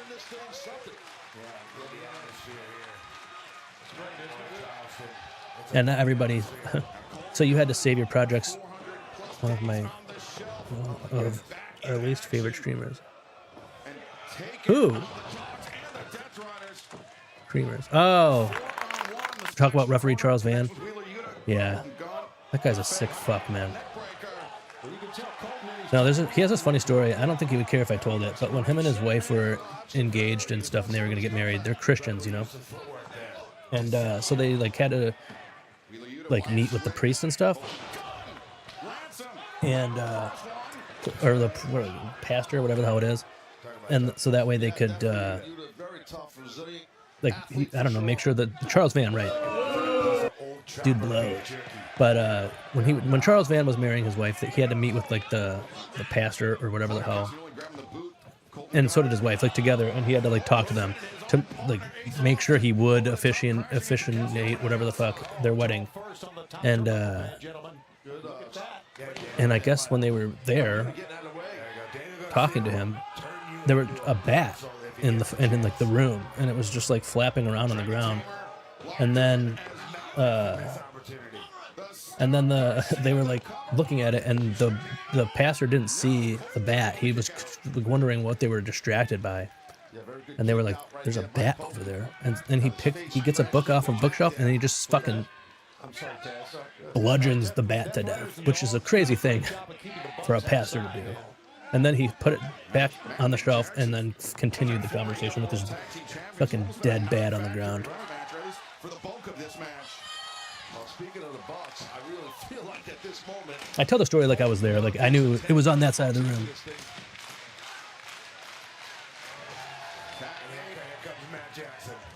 It was hilarious. It's a hilarious story. Even though I make fun of him, he's one of the sweetest, fucking nicest guys ever, Charles Van. He wouldn't, like, I can't imagine him ever being mean to somebody. He's just always nice. Like, I feel like he has I'll be honest, I don't believe in, like, souls. But I feel like the only way to describe him is by saying he has a gold soul. He's just a purely, genuinely nice guy. That was a sick-ass move. What is? Gold soul? Who are you calling an idiom? Just kidding. Strike from Nick Jackson. Reach Finley in the corner. And these guys can read each other's Bucks are the best, brother. That's great point. So fluid. Awesome main event. Awesome night it's been. Top to bottom. Thorough with you, John Moxley, in your matchup. And now, watch out for the Bucks here, Excalibur. Matt and Nick Jackson. Fuck yeah. I'm ready, Matt Jackson. I'm ready for some fucking super kick party. And perhaps a super kick party for Clark Connors, David Finley. Chopped out to one knee. And the Young Bucks look great. Super kick. What's kind of interesting, more than one way to smash a bat. Oh, yeah. That old adage, that old idiom, more than one way to smash a bat. He could have just done it through prayer. I don't know why he refused. Yeah, Philly's in grave danger right now. But I remember, like, the Young Bucks, when they were still bad guys, they went to New Japan and had a tag match against the Bullet Club War Dogs, I guess. I don't know. I liked Clark Connors, but I really loved him and Drilla Maloney as a tag team. They're probably... No, okay, the Young Bucks would be my favorite junior tag team ever, but they were my favorite in the last few years. Who's strong now, bitch? All right, Mox, jeez. You're on commentary. You can't talk like that.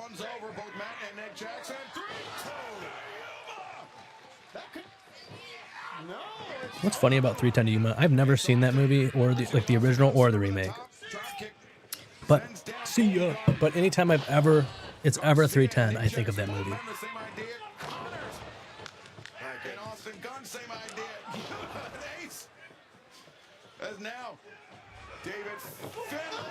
Are you glad, WrestleWrugs, that David Finley's in AEW? Because I know you were really into him in New Japan. Well, yeah, that's brutal malarkey, more like it. You're telling me. Now you're speaking my language. Now you're cooking with gas. I've seen the original. Oh, really? But not the remake? My goodness. I mean, Is it any good? Because I know there's a... What is it? True Grit has a original and a remake, and I've seen the remake, and it was okay. Droola Malarkey. That's even better. I thought you were...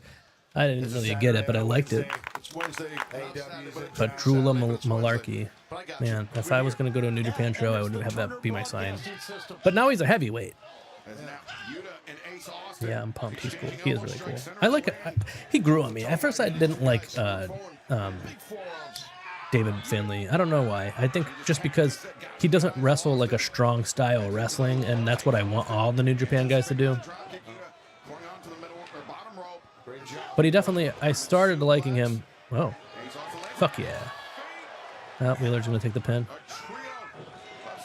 Oh, they're going to give Ace Austin the pin. Nice. But, yeah, it was, I don't remember what Wrestle Kingdom, maybe like 2 Wrestle Kingdoms ago. It was, maybe 3. Moxley versus Ospreay versus David Finlay for the global title. That was a really good match.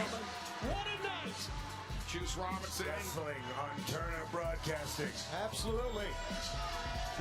Where are my Raw dogs at? I didn't see that coming either. What a return to action for the Guns. What a great return. AEW, truly the home of professional wrestling. Fairway to Hell. I guess I gotta watch that live. That's gonna be weird. 1 hour? What is it, like 2 matches? It will be Jungle Jack Perry putting his AEW National Championship on the line against Dunkzilla, Mark Davis, the AEW Women's World Tag Team Champions Divine Dominion, Megan Bain and Lena Cross will be in action. Gotcha. Darby Allin puts his AEW World Championship. Dave Finlay is dope. He is dope. Oh, that's okay. So that is this weekend. Okay. Man.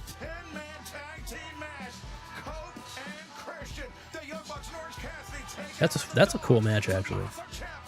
The 10-man tag there. Well, that's the end of that. It was an alright Dynamite and Collision. It was a good time, especially getting to chit-chat with you, WrestleWrugs, and until he had to take a pee that is still going on to this moment, J. Ripper Rodriguez, and then before he had to take a poop that is still going on to this moment, Johnny Arson. 2 local hip-hop legends. You know what I mean? Everybody in Cleveland should be listening to them if they're not. And across the globe, really. Over here in Portland, Oregon, they need to be listening to those little guys as well. But, no, yeah, it was fun. I think it was a good Dynamite, and it was made great by getting to hang out with you. World's longest piss rig. I know. I never had, I pee all the time, sometimes more than once a day. And, yeah, world's longest shipwreck. Right, these dudes, man, when they got to go poo-poo and pee-pee, they take their good old time. You know what I mean? They got a lot in there to come out. You know what, though? It's interesting that we did a live stream on the day where Ted Turner is no longer with us, since we tuck the turkey like Ted Turner every week. I assume, I figured he would probably die one day, but I just didn't think it would happen in our lifetime. What a cup of turds. I know, dude. I know. Well, I guess this is the end of the stream. I'm going to go start cooking dinner for my wife when she gets home. But WrestleRugs, I'm going to wait for you to respond so that I don't just get off of here on you. I love you, and I wish you the best.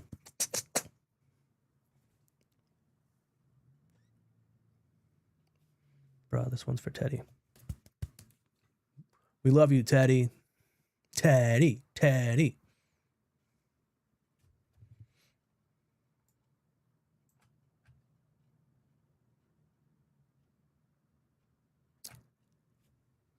Peace out, man.